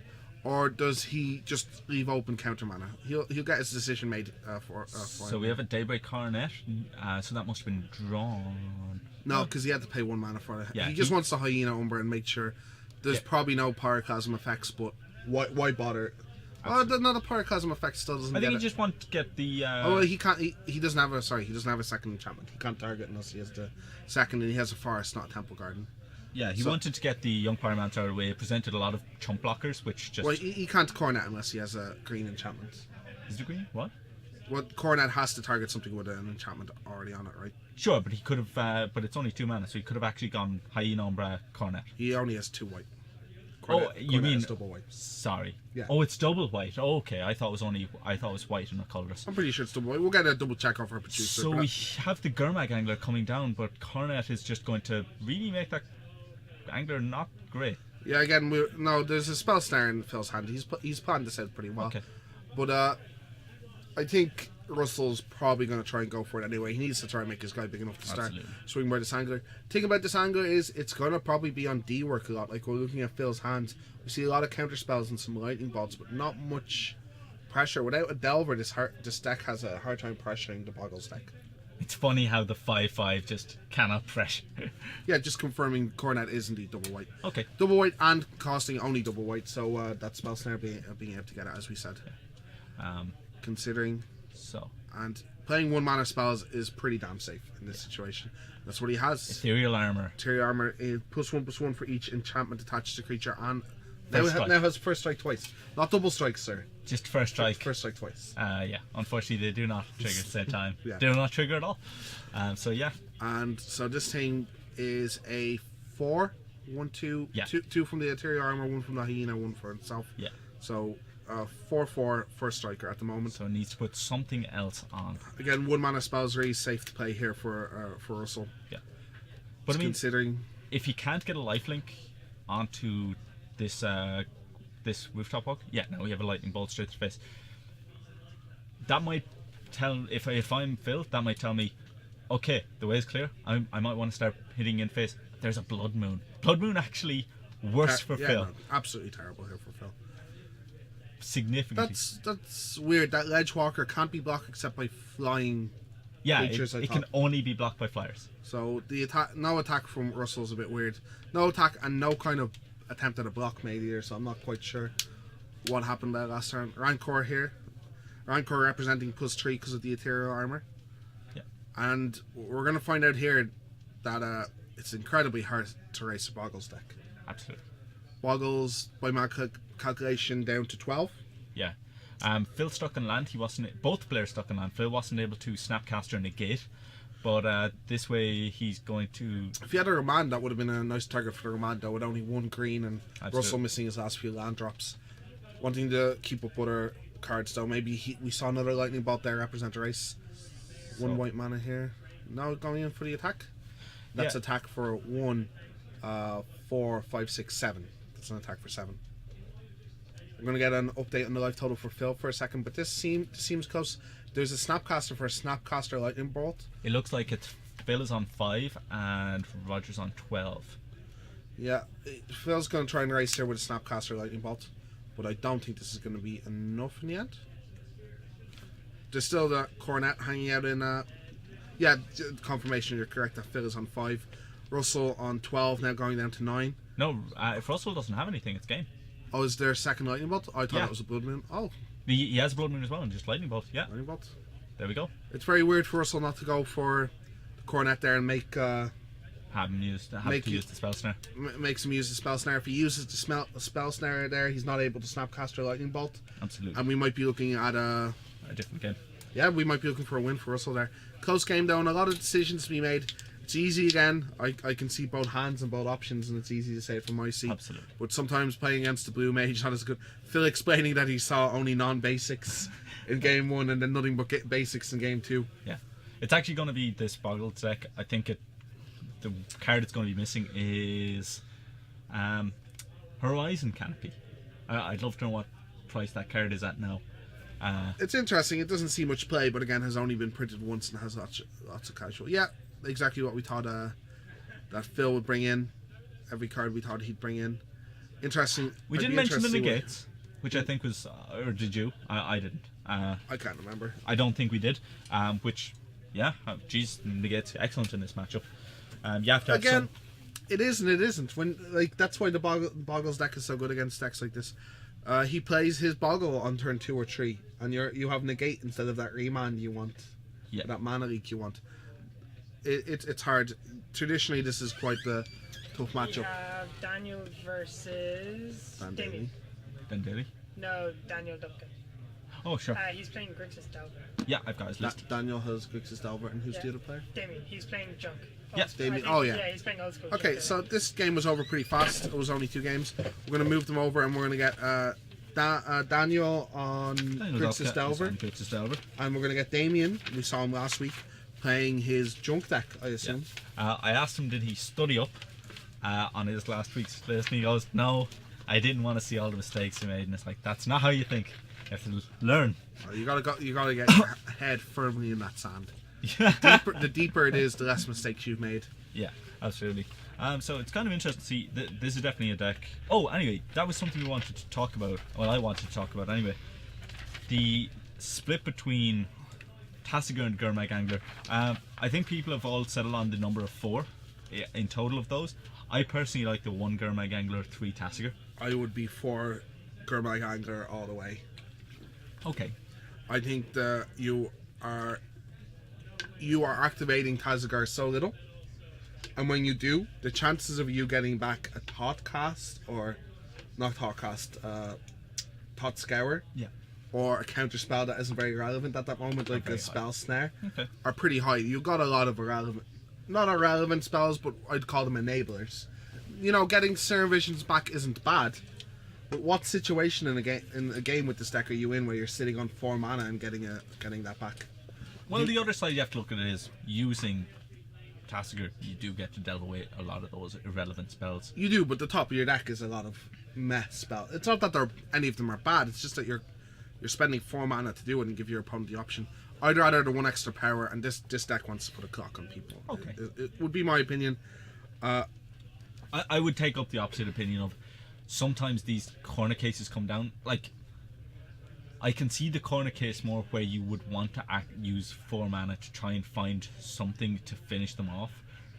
The question is, do you value potentially finding a lightning bolt over having potentially 3 extra mana from a hit that would have done that lightning bolt damage? I think that's the argument, kind of. I would value the extra power, but I don't know.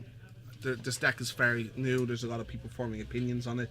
We haven't seen a GP or a Pro Tour top 8 where we have a very solidified meta list. There's a lot of changes going around it, but it's definitely. I'm not saying my opinion's 100% right. It's definitely up for discussion. Absolutely. Plus, as well, it does come down to Tasigur costs 1 less, and that is sometimes relevant in a deck that plays Snapcaster Mage. Maybe being able to keep that extra spell in your graveyard can be very relevant. Yeah, for sure. Getting to keep that Snapcaster Mage or that Colligan's command in can be a big deal. So I think we got Damien on the left, and Daniel on the right. I'm going to try and see who won the first game. Get our producer to tell us who won game 1. So, and as we said, Damien on Junk, the traditional Lingering Souls Liliana kind of Junk list, and he's got Daniel on Grixis Delver again. Yeah, and we're actually going to see here. Daniel has 3 Gurmag Angler, 2 Tasigur, and 2 Murderous Cut. So he's got a lot of delve spells going on. Does he have the 4 Thought Scour? He does, yes. So it's going to be really interesting as well because Gurmag Angler matches up better against Rhino. That was one of the arguments given to me by people, but not many people playing. Not as many people playing Rhino in Modern as they were a few months ago. No. Which is unfortunate. I like it. I think it's a good one. So yeah. Turn 1 Serum Vision here by Daniel. Pretty ideal start. Skies 2. One top, one bottom. Pretty standard. You feel like you got pretty good value when you do that. Absolutely. When you get to put both on top, though, you're just pumping your fist. You're like, yes. I don't know. It feels like I've almost wasted the card. You're like, I didn't do anything. Yeah. I got my card. cards in the exact order they were going to come. I want to manipulate a bit. But do you feel better if you swap the order? Yeah. Yeah, you're like, okay. And back to Daniel after Windswept Heath from Damien. Untapped Blood Crypt, and there's probably a young Pyromancer coming down, or maybe just representing some counter magic. Yeah, I believe he's just representing a remand. Yeah. I believe he's got a Thought Scour in hand, does he? I can't see exactly. Hard to tell. I think he definitely has a remand anyway. And I see a red spell, which is more than likely a lightning bolt, and yeah, as well. There's this kind of mental game of Damien's up again, by the way. Oh, excellent. Damien fetching an Overgrown Tomb. No repeat of last week of a swamp off that Windswept Heath. Yeah. But that wasn't Damien, that was Simon. Oh, it was, yes. Draw by Damien. See what it turned. Does he have one of the money twins, we like to call them, a Tarmogoyf for a Dark Confidant on too? Yeah, absolutely. I don't know what does this. Oh yeah, this deck still does play it. I was gonna say with the Rhino. See, that was the funny thing. People are like, do you want to play Rhino and Bob in the same deck? I mean, you take 4, and it's like, yeah, you take 4 and then gain 3. Rhino is pretty good. Inquisition of Kozilek after an untapped Temple Garden here by Damien. And that's gonna get remanded. Oh. It's just maybe Noble Hierarch here. Sure. Yes, Noble Hierarch by Damien, and a passing out to turn. Pretty fine play. So next turn, what he can do is if he gets another black source. No, not another black source. If he just gets another source, he can actually Inquisition and play Lingering Souls, which is pretty big game against these Delver decks. Yeah, running Lingering Souls into counter mana isn't the worst thing that ever happened. Here's a Delver of Secrets by Daniel. About 3 turns too late, but I think he'll take it. If he has a black source, I'm saying you lead off with Inquisition, and then you get to go Lingering Souls. Oh yeah, I'm just saying it's not the end of the world if he doesn't. Yeah. Windswept Heath. Yeah. Damien already fallen to 17 from his own lands, and we know this Delver deck can dole out damage pretty fast. We saw that with Phil on camera in the last round. It's racing a Boggles deck. Yeah, it's pretty disarming, because what happens is, I feel like if you're playing against a black deck, you don't want to shock yourself as much. You don't want to bolt yourself even as much with these lands. Disfigure. Disfigure on the Delver of Secrets here. Boom. See if that gets a response from Daniel. Yeah, you don't want to... No, this Delver just hits him in. Yeah, I feel like I'm more likely in this sort of matchup to... I can afford to shock myself to deal with their threats, whereas against Burn I feel like I wouldn't be able to do that as much. Sure. It's very interesting. So it looks like then, is there a passing in the turn? Or... No, I think Damien is still considering his turn. 3 mana open here. Windswept Heath still needs to fetch something if he wants to play. Yep. Damien going down to 16, I believe. Yeah. Depending if he gets this untapped or not. Yeah. You have to do a bit of colour math to see exactly what you're going to be fetching up. I wouldn't be surprised if this one got a basic. No. Very aggressive.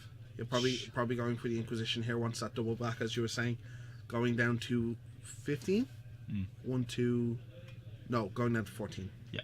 Which is pretty low. I mean, that's 14 with... A bit of delving here. We'll see Tazagar, King of Bananas. They missed a beat with the name, I feel. Oh, and as well, if Damo is...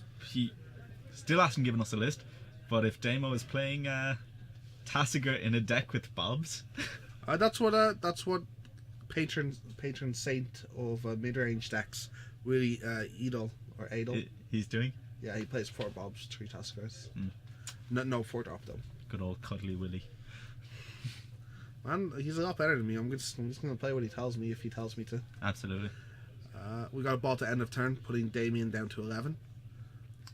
Fetch with a polluted delta here by Daniel.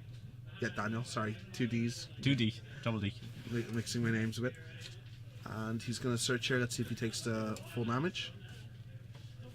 And this is basic swamp. There's quite a clock out. Tazagar represents 5 damage with that Noble Hierarch, so he has to be careful. He has to be precise while racing, especially if he's going to do it with spells. If he's going to be throwing those bolts with Snapcasters at the face. Absolutely. Do you know what's really funny about this? Well, I was thinking like, man, your Tarmogoyf probably isn't looking as good now. And then I looked over at Daniel's graveyard, and I was like, oh no, it's fine. It's perfectly fine. Yeah, exactly. But he's delving away everything. I mean, yeah, actually, with all these delve spells, how good is Tarmogoyf? Murder's Cut was quite nice there. Tarmogoyf is overrated anyway. Scavenging is where you want to be in this format. Sure. He'd be better in Modern Masters Draft than Tarmogoyf. We're on to Damien's turn. Vault of the Archangels, very important here. Some Inquisition probably coming out. Inquisition.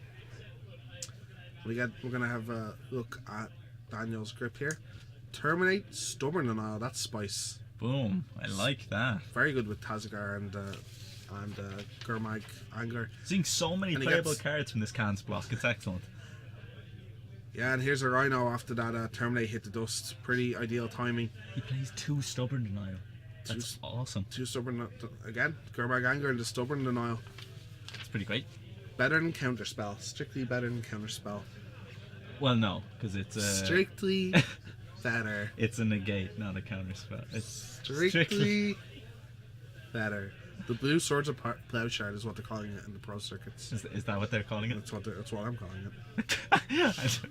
And here we go. And are we gonna? Damien with pretty good information, only one unknown card.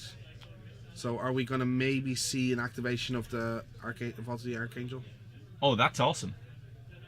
Yeah, and here we get an activation of Vault of the Archangel. I'm really taking his life total out of reach here. That's 7 life gained over the last 2 turns, putting him up to 18, if I'm correct. That's a 14-point life swing. That's huge. 14-point life swing, indeed. 14-point life swing. And it's... I feel that, to get back into the game, that Daniel's really going to need a Tazagard Gurmag Angler to begin with. But that Vault of the Archangel makes blocking very good. So difficult. And as we talked about last week, the interaction between Death Touch and Trample. Absolutely. Still being able to trample over for 3 damage with a Siege Rhino is pretty spicy. Yeah, he's really going to need a Gurmag Angler, Tassiger. It's going to come up. It's going to be very relevant. That extra power. Gurmag Angler. Yeah. Tassiger. To be able to deal with Siege Rhinos. Yeah, see? Dave C. calling the format as he sees it. Except no one's playing Siege Rhino anymore. As he sees it. That's what the C stands for. Thought Scout here. Getting a Steam Vents. And a man. Drawing him a unknown, unfortunately. I would see it. I think Manalik not great at this stage of the game. Dismember, timely draw, and he can pay full for it. It's not taxing his life total. Though in these kind of matchups, Siege Rhino is a bit of burn reach, but the Delver player is pretty safe to go to low life totals. And this is what they found. They needed these kind of black kill spells to deal with Twin. Excellent draw. Absolutely. And that's 2 Lingering Souls for 2 Spirit Tokens, and let's see if he flashes it back. Maybe there's nothing really main deck to kill tokens, but there is sideboard. Well, there's the Disdainful Stroke. Stubborn Denial to take it. Stubborn Denial, sure. Yeah. Yeah, he's only got 2. I think you're okay to take that. Yeah. Well, no, that's the one he saw in his hand. Absolutely. But it's fine. Damien at a very safe 18 here, and Daniel on 9, and those Lingering Souls tokens... There's a Remand, not doing much in Daniel's hand. Those Lingering Souls tokens going to do a job here. Absolutely. I think what Daniel would have been looking for... he's got no Electrolyze as well. The Electrolyze been delved away. That's pretty unfortunate. So yeah, it's still a live draw in his deck, though. Let's see what Damien drew for the turn. Let's see. Another gaseous spell. Another Lingering Souls would be massive here. But still, just activating that Vault and keeping your life chipping up. Like, it's only a 5-turn clock. You're giving your opponent a lot of draws, but every dead draw for Damien is still 2 additional life with that Vault. There's a Duress. He's going to remand the Duress draw card. No, the Duress goes back to his hand. And just to tell the producer that Duress should be in his opponent's hand. Yep. Absolutely. Sorry. So, do you Duress again? You might as well Duress again. Plus, you're giving your opponent just a free draw, but Exalted on Hierarch. No need to attack with both spirits. Only need to attack with one. Hedging his bets. It's much of a muchness. You rather attack with 2 in case he drew a removal spell. There's a land. What's his fire off that Duress. Go on. Show him.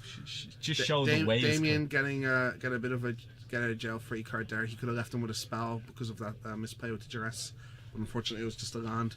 And then, unfortunately or fortunately, I think you're pretty okay. You're like, sure, that's fine. Here is an attack for 2 and an activation of that Vault of the Archangel again, as far as I can see. Absolutely. Bringing him up to 20 life and bringing Daniel down to 5. Fetched. Oh, he did fetch, sorry. And bringing Daniel down to 5 life. Absolutely. And he's still a 3-turn clock. He'd love to get 1 chip damage somewhere to shorten the clock by a whole turn, but Siege Rhino, major threat in the game now. Absolutely. And like I was saying as well... was that a fetch? That was a fetch, so he has dealt himself 1 damage. So it is 4, it's only a 2-turn clock. But he has tinned his deck. He's given himself Snapcaster. 1... Snapcaster is gas. There's a Lightning Bolt. If he can find himself an Electrolyze, he's... pretty okay. He's more than okay. This game would have swung dramatically. We know that card in Damien's hand is probably nothing. Yeah. Because he chose to Vault of the Archangel instead. Or it could be a kill spell. Thought Scour, let's see if we can get an Electrolyze here. No, 2 lands, but those are 2 lands he did not want to draw. Absolutely.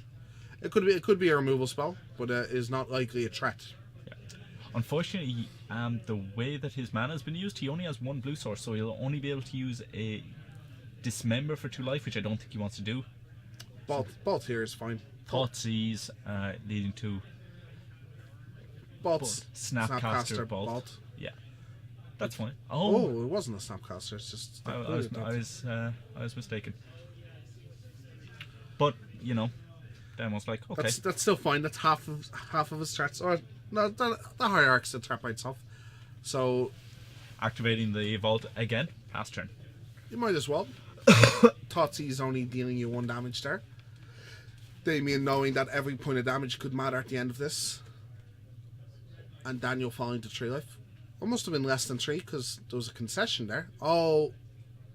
Okay, no, he Totsy's pre-combat, so he got the hierarch trigger, so he swung for 2 anyway. And that's a win for Damien. That's 2-0 for Damien. Yeah, That matchup not incredibly close. Maybe in Junk's favour, those lingering souls really troublesome. Electrolytes can deal with it, but it only deals with half the card. Lingering Soul's one of the top 5 cards in Modern. I love that card. It's so good against so many matchups. It is and it isn't. It definitely is at the moment. I feel that the formats can swing Yes. to affect that. There's times where Lingering Souls is seeing very little play, and there's times where it's seeing a lot of play. But at the moment, it seems very good in this Junk deck. In fact, this Junk deck kind of surviving, even though there's another similar mid-range deck in the format, as we said, it has a good matchup against that other mid-range deck. Yep. Well, that mid-range. John. Yeah. Where John might have good matchups elsewhere. I like this actually piece of tech on top of Daniel's deck. Heart Pyre. Oh sure. So you get to It's like Delve.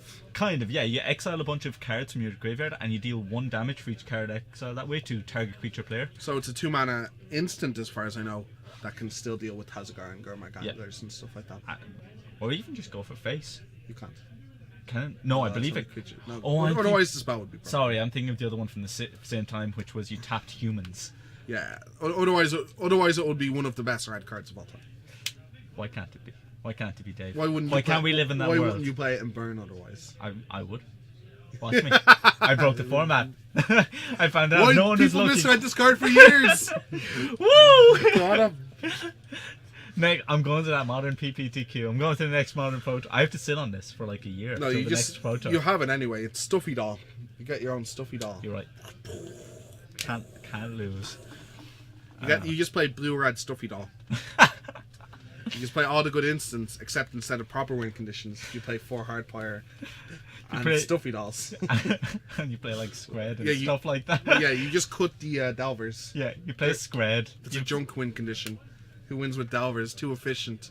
My 5-mana 0-1's gonna get you. Do you know what? I would actually so love if there was a deck like that feels so ridiculous and rubbish, and it would just be excellent. Like if it turns out it breaks the format, and people are like, "Yeah, it turns out they broke the format. We didn't know that Stuffy Doll was the way to go." I don't think that's happened in a while, unfortunately. Yeah. We're gonna see. I don't think there's many. There's not many games to bring on here anymore. We're going to see if Alex, our producer, can bring up maybe a clip of last week or the week before that. Absolutely. Some highlights. But Damien doing pretty well there. Probably one of his better matchups, and why Junk exists at the moment. Absolutely. But it was close. It felt like Daniel got a bit flooded at the end. But when a lot of your cards are 1-for-1s, like Thought Scour is a 1-for-1, certain versions are 1-for-1. Just these kind of cantrips. Yeah, Electrolyze is I guess it's kind of a 2-for-1, but not always. Yeah, so like Lingering Souls makes it a kind of a half of one, but that's better than you're going to get. And the big problem I have with it is it's going to be very hard to drain a deck that's playing Siege Rhinos. Yes. And they deal with your creatures so efficiently. Yeah. That it leaves you a very little. You're not a very threat dense deck. You have 4 Pyromancers, 4 Delver, and like 4 to 5 Delve guy. Yeah. So dealing with your threats isn't difficult for them. It's hard for you to keep a threat around in the game. Yeah. They have Thought Seizes to disrupt you off the board. You know, I think a difficult matchup all in all for Grixis Delver. Yeah. Quicksilver's still an excellent deck. It's one I personally like. So like the Jund list, but I like the more or the Junk list. I like the more controlling one. Jund has its pluses at the moment, but it's hard. There's definitely a mid-range green-black X deck. At all Like, times, could we see people go over the top and bring back Death Cloud? One of our players, our local green-black aficionado, Michele, he did try and bring back Death Cloud with a lot of value cards. He was playing like Liliana and Garruk, because if you remember, Death Cloud affects everything except Planeswalkers. It's kind of Modern's Pernicious Steed, except not even nearly as good. Well, what makes me attracted to a card like that is everyone's playing Tasigur now, and you're the Tasigur deck that gets to go kill everything but 1 mana. And then go Play Tasigur. Yeah. Go. Exactly. Make us nearly discard our whole hand. And you still have Kitchen Finks, and Absolutely. Old Gark is very good with it. That's when the format was originally created, that was the mid-range deck of choice. Now Deck Cloud, not very good against Twin. Deck Cloud, not very good against combo decks in Some general. young Pyromancer decks even. It's still fine against young Pyromancer because you're probably killing all their lands. That's true. But you can see where it's fallen out of fashion, but everything is cyclical, and with these mid-range decks doing well at the moment, maybe a mid-range year deck. And a mid-range deck that I would add, Deck Cloud, gives you decent matchup. The mid-rangiest of the mid-rangey. Mirror on the wall, who's the mid-rangiest Mid-rangiest of them all. But And it's just like, John, it's meant to be me, Death Cloud. we were discussing what we would play if we went to a GP, me and Fergus. Yeah. And Gus going to GP Copenhagen in a few weeks, and we have a PPTQ this weekend in UCD. And honestly, no idea what I would play. This format is all over the place, and usually that's a positive thing. I don't think it's that positive this time. It's less all over the place because all these decks are good, and more all over the place because this is the most rock, paper, scissors format I've ever been involved in. Oh, I brought Junk. That was a good choice this weekend. I played Tron twice, and now I'm out of the GP. Awesome. Oh, I brought Bloom because that's okay against all these decks. Oh, wait, everyone's- Twin twice. Cool. Good games. This random deck had Blood Moon. It hurt me more than him, even though he's playing 7 colors. That's what I feel like every time Grixis Delver resolves that card. Oh, great. You're playing 5.5 colors, but one of your basics are out, so you can cast more spells. I can. Blood Moon's great. Blood Moon, listen. I know Positive play experience. it needs to exist, man. It needs to exist. Otherwise, they'd be banning Titan. No, they wouldn't. Yeah, they would. It still loses to Splinter Twin. Apparently, it loses to Junk as well. I haven't played the matchup, but Thought Seizes plus kill spells make it I don't understand that to a degree. Surprisingly, we have 2 Scapeshift players are still playing. Yeah. You said surprisingly. I believe that that's Sarcasm. not true. Take over the flame. Yeah. But yeah, I think if I was going to a modern GP, one of our players as well said something you're comfortable with. Whatever you just enjoy playing the most. I definitely like the idea. I personally would pick Grixis Delver or Junder Junk, a really control-y, grindy one. Something that I feel is... I don't want to try and hedge on getting a great deck. I want to get a deck that's always good. Burn might be another... If you're going for something that's just consistent, Scapeshift. Yeah. Scapeshift has just always been consistent. Sure. In pretty much any format, it can catch people unawares. It can just go off without anything. I was saying as well, it's a combo deck that's very reminiscent of Twin, but the difference is people are gunning for Twin. Like the Grixis Delver is Grixis Delver because of Twin, because you need to have your Terminates and your different kill spells like Murderous Cut just to deal with Twin, to kill their combo. But against Scapeshift, those cards do nothing, which Pretty is much. awesome. Yeah. It's one of the pluses about Scapeshift. Like There's no hard target for removal. exactly, yeah. Then there's also, you could go for the spaghetti and meatball style Scapeshift, which is just, it's all combo. It just goes straight All for it. combo Yeah. all the time. All the time. That's all I'm after. It's like, who doesn't like cheating Emeralds or Primeval Titans into play? I hate it. It's terrible. Of course you do. 0 out of 10. I actually really like the Valakut Primeval Titan. That kind of combo of, you know, it's like, okay, cool. I don't have Scapeshift. I'm going to cobble this together. Yeah. If people aren't expecting it, it can just like completely ruin them. Yeah, you just like Yeah. play your thing, get your 2 Valakut, swing, get 2 mountain, clear your board. And yeah. It's just I'm actually in the process of making a new deck. Oh really? Yeah, this one plays Thalia's. You'll be happy. I do like Thalia a lot. It's Thalia, Ethersworn Canis, Thorn of Amethyst, and Lodestone Golems. and then it uses like the Tron lands and Mox Opals and Darksteel Citadels and all the fun stuff. Lightning, You say fun. yeah, this is all the fun for me. It also plays Lightning Greaves, which I just found out are actually legal in Modern because they were printed and mirrored in. Oh yeah. So it's Lightning Greaves, Forge Masters, and 1 Blightsteel Colossus. Awesome. So it's just all the Tron lands, just go all for ramp, and then just try and bash face. Blightsteel, yeah. Yeah. That's Or pretty... just like completely screw them out of mana with Thalia's and Lodestone. Thalia, Thorn of Amethyst. Amethyst, Lodestone Golem. So everything kind of a costs lots. shops list. Yeah, Kind it's, of it's basically shops for modern shops. What I really want to be playing is a deck that has come up a lot, which is I want to be playing it now is Legacy Bomberman. I really like Legacy that deck. Bomberman. That deck's awesome. Hold on, I'll give you a second. I'm going to just hop out for 1 sec. Yeah. So yeah, you can tell me how bad my colorless Tron deck is. It was kind of like I was looking through SCG last week or the week before, and I saw that the colorless Tron list came up, and it's like, I'm not overly fond of the list. And then I was like, I'll start building my own. So then I started coming up with instead of playing blue or green for Escape Shifter for whatever else, play white and go Thalia's and Ethersworn Canvas and really start controlling people's mana and like really slowing them down as much as I possibly can. Talking about a new deck. Which deck It's a deck I've come up with. It's basically white Tron, but it's only playing white for Thalia and for Ethersworn Canvas. Thalia and Ethersworn Canvas. Yeah, and then it also plays Thorns of Amethyst and Lodestone Golems. There used to be a similar deck with a Martyr of Sands. Martyr of Sands? Yeah, is Martyrtron. that- I've never heard of Martyrtron. Did it win the Pro Tour? I'm not sure. It used to be very good. But basically, you're mono white Martyr Sands deck, and you just run Tron because you can. That's basically what I'm doing. just going all for the ramp and getting like Lodestone Golems and Thalias and all sorts of fun interactive Magic cards into play. And this is what you'd play at a GP next weekend. If I was going, definitely. When's the next GP you're attending? I don't know. It's looking like it might be standard in London. Yeah, I think same here. I can't really afford to be Like, traveling the world at the moment for Magic. yeah, unfortunately. Like I was meant to go to Lille for Legacy because basically Legacy is the only format I actually want to play.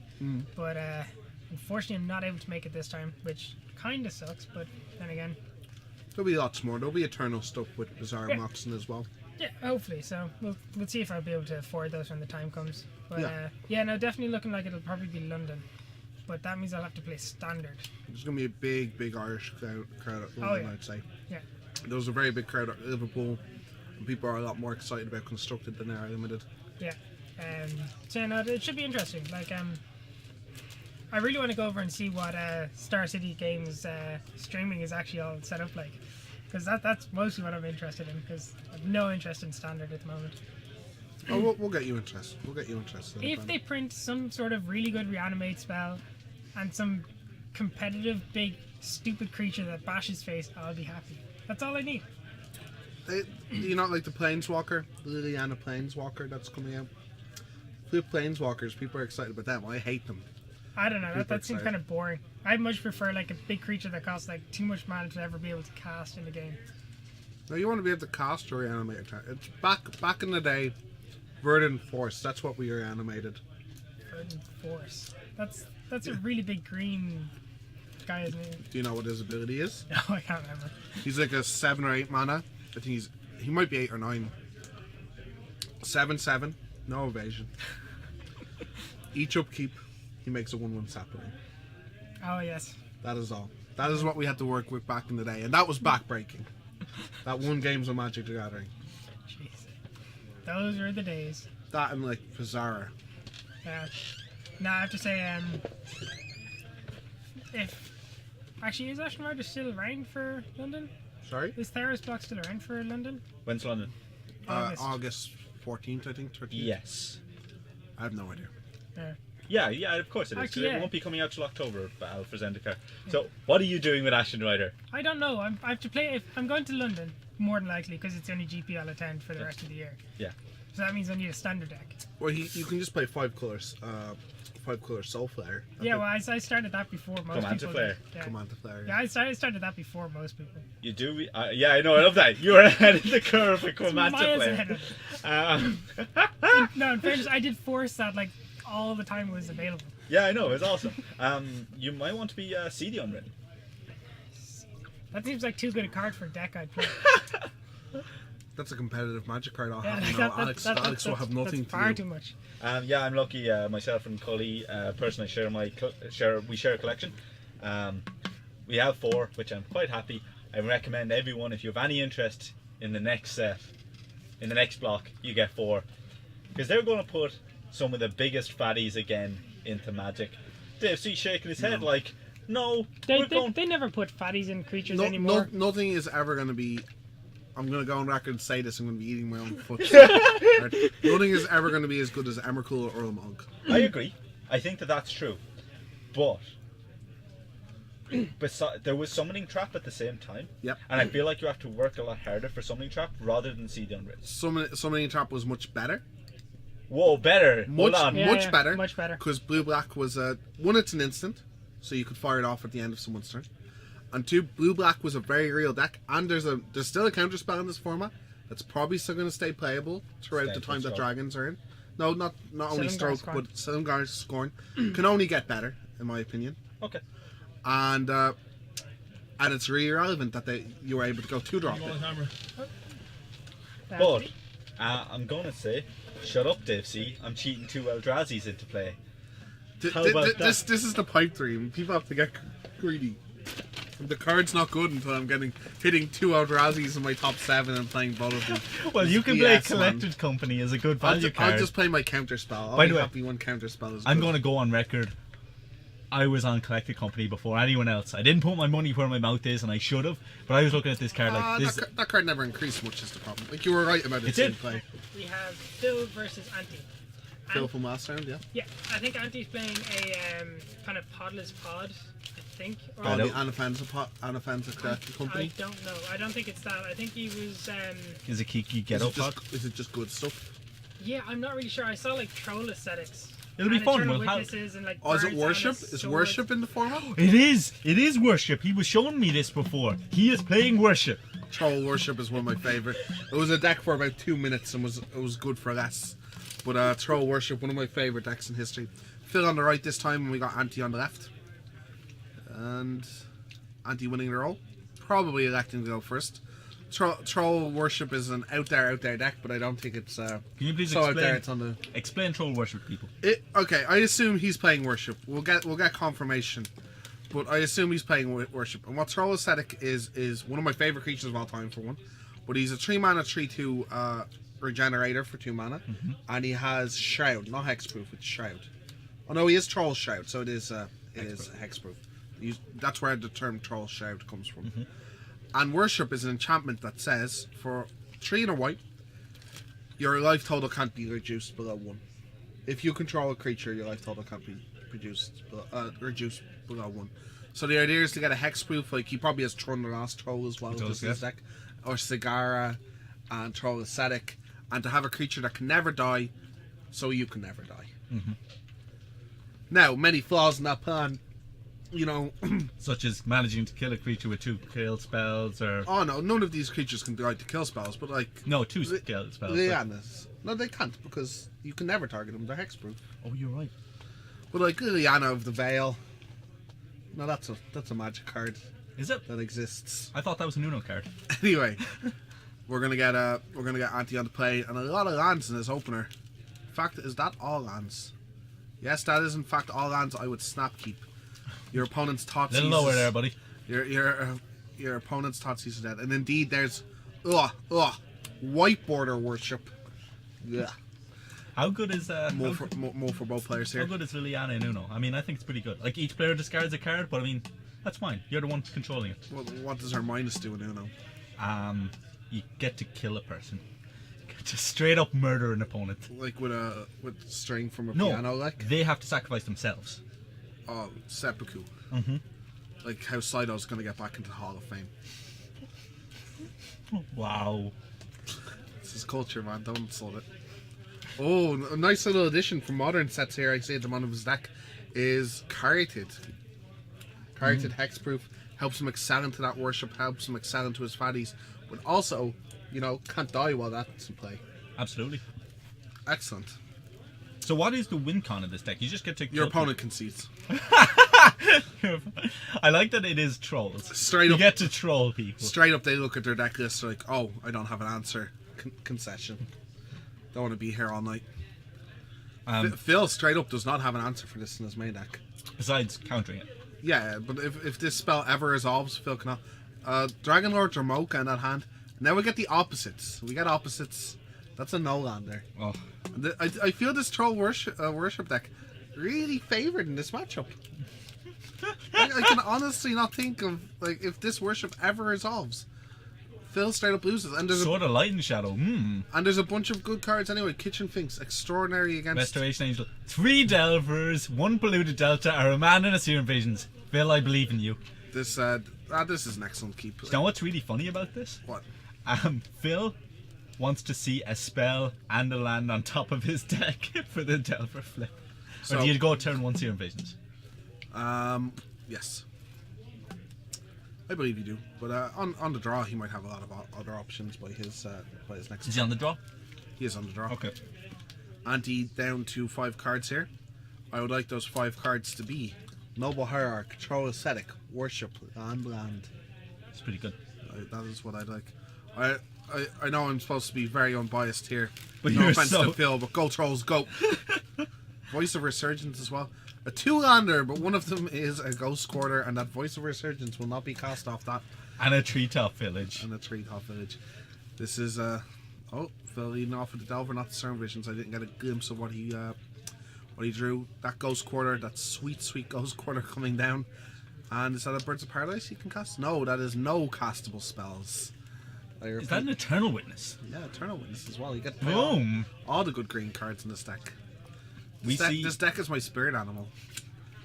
Is it no flip for the Delver? That might mean a basic Lando. No, it means a Kermag Angler.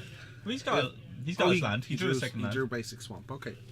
But you wanted that to be a basic island. You want to be able to just go. Swamp is probably the worst. Indeed, the worst. Worst land in your deck to draw there. A lot of good draw. Is that a Restoration Angel as well? Mm-hmm. Are all the hits in this deck? Yes, he's got Restoration Angel. Tragtusk Restoration Angel. I like this deck a lot. Do you, like, if your hand is that bad, do you just like just snap concede here and just be like, you might not have to snap concede, you might just never be able to play a spell again. You might as well get all the information, like you're going to get the overflip information. Because right now Phil thinks he's probably on like Junk or Jund. Also, you can still legitimately win. Like those Delvers haven't flipped yet. And here's Delver number 3, really overloading into an Echoing Decay. Greatest hits. Young Pyro. Ooh, risky. I love not Maelstrom Pulse. Now the jig is up. Carried came down and feels like, sorry, what?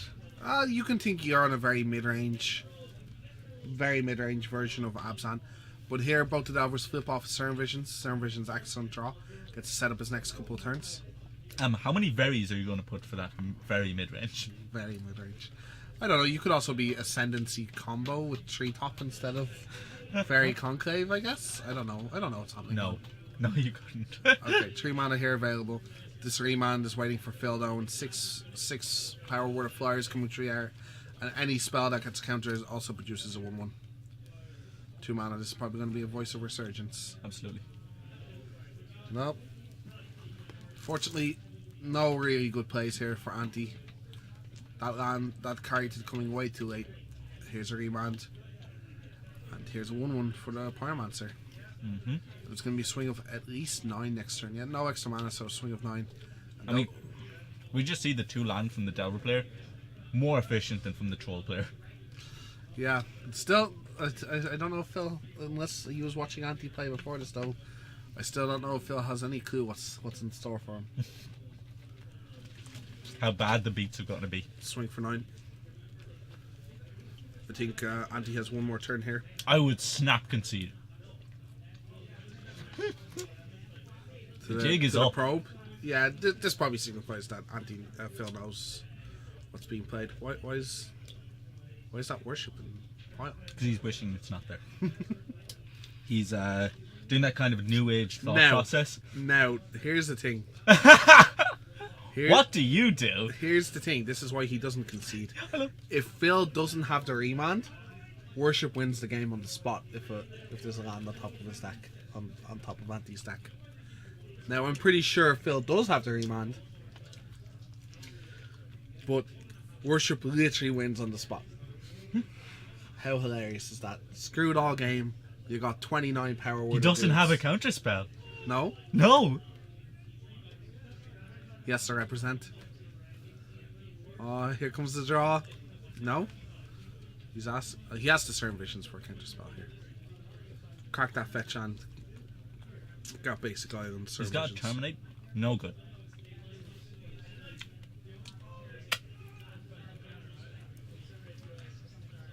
So let's see what this certain visions gets him after the crack.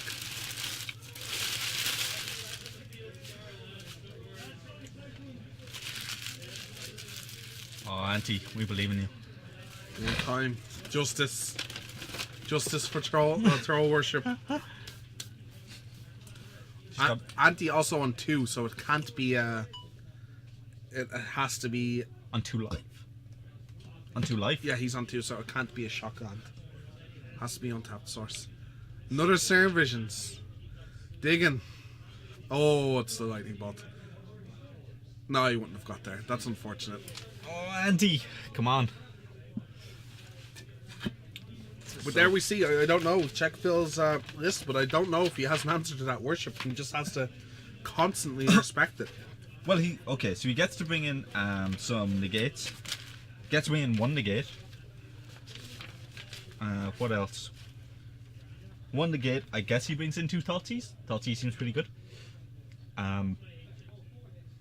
Yeah, Rakdos Charm and Colligan's Command just destroy artifacts. Yeah. Blood Moon. Thoughtseizes are pretty good in this matchup. Yeah, he's got Thoughtseize in negate. Yeah. But I don't know if you bring in negate. It's so dead against everything else he's doing. He might be just straight up terrified of worship. Like, oh god. I would be. This matchup isn't like the only reason this matchup is bad is Trag Tusk also probably does a number on you. Yeah. But Trag Tusk and Angel are good, but they're manageable. Worship is straight up unbeatable.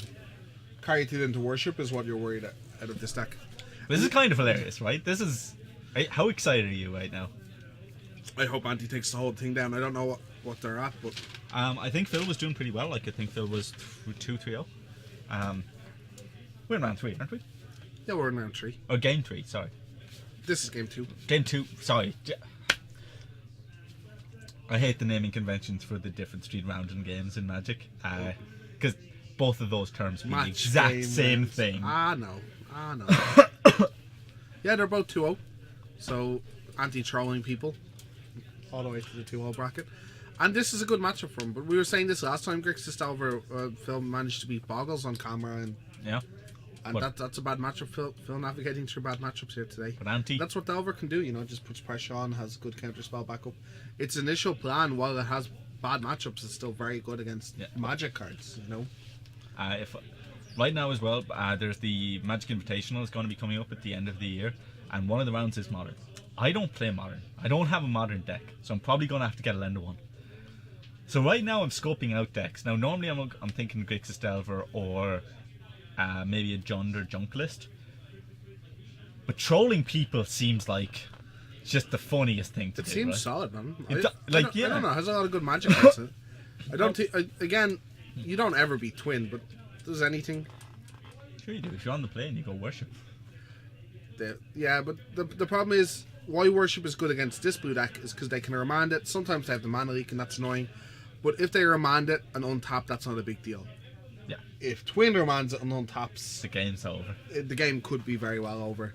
They can also just safely pestermite you in your upkeep and tap down one of your sources and knowing you can't worship. Knowing you can't worship that turn, Yeah. It's really excellent. So... Players shuffling up here for game 2. Plus, I know Auntie going to be on the play again, and hopefully not mulling again. Absolutely, and I know for a fact as well. Phil's going to see things like Troll Aesthetic and Thrun come down and be like, oh god. Troll Aesthetic, a bit of a problem.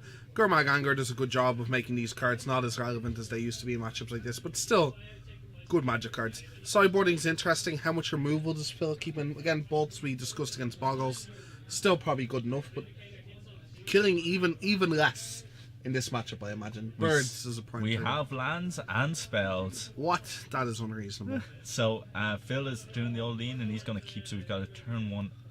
Turn 1 Temple Garden, followed by turn 1 Pluto Delta by Phil.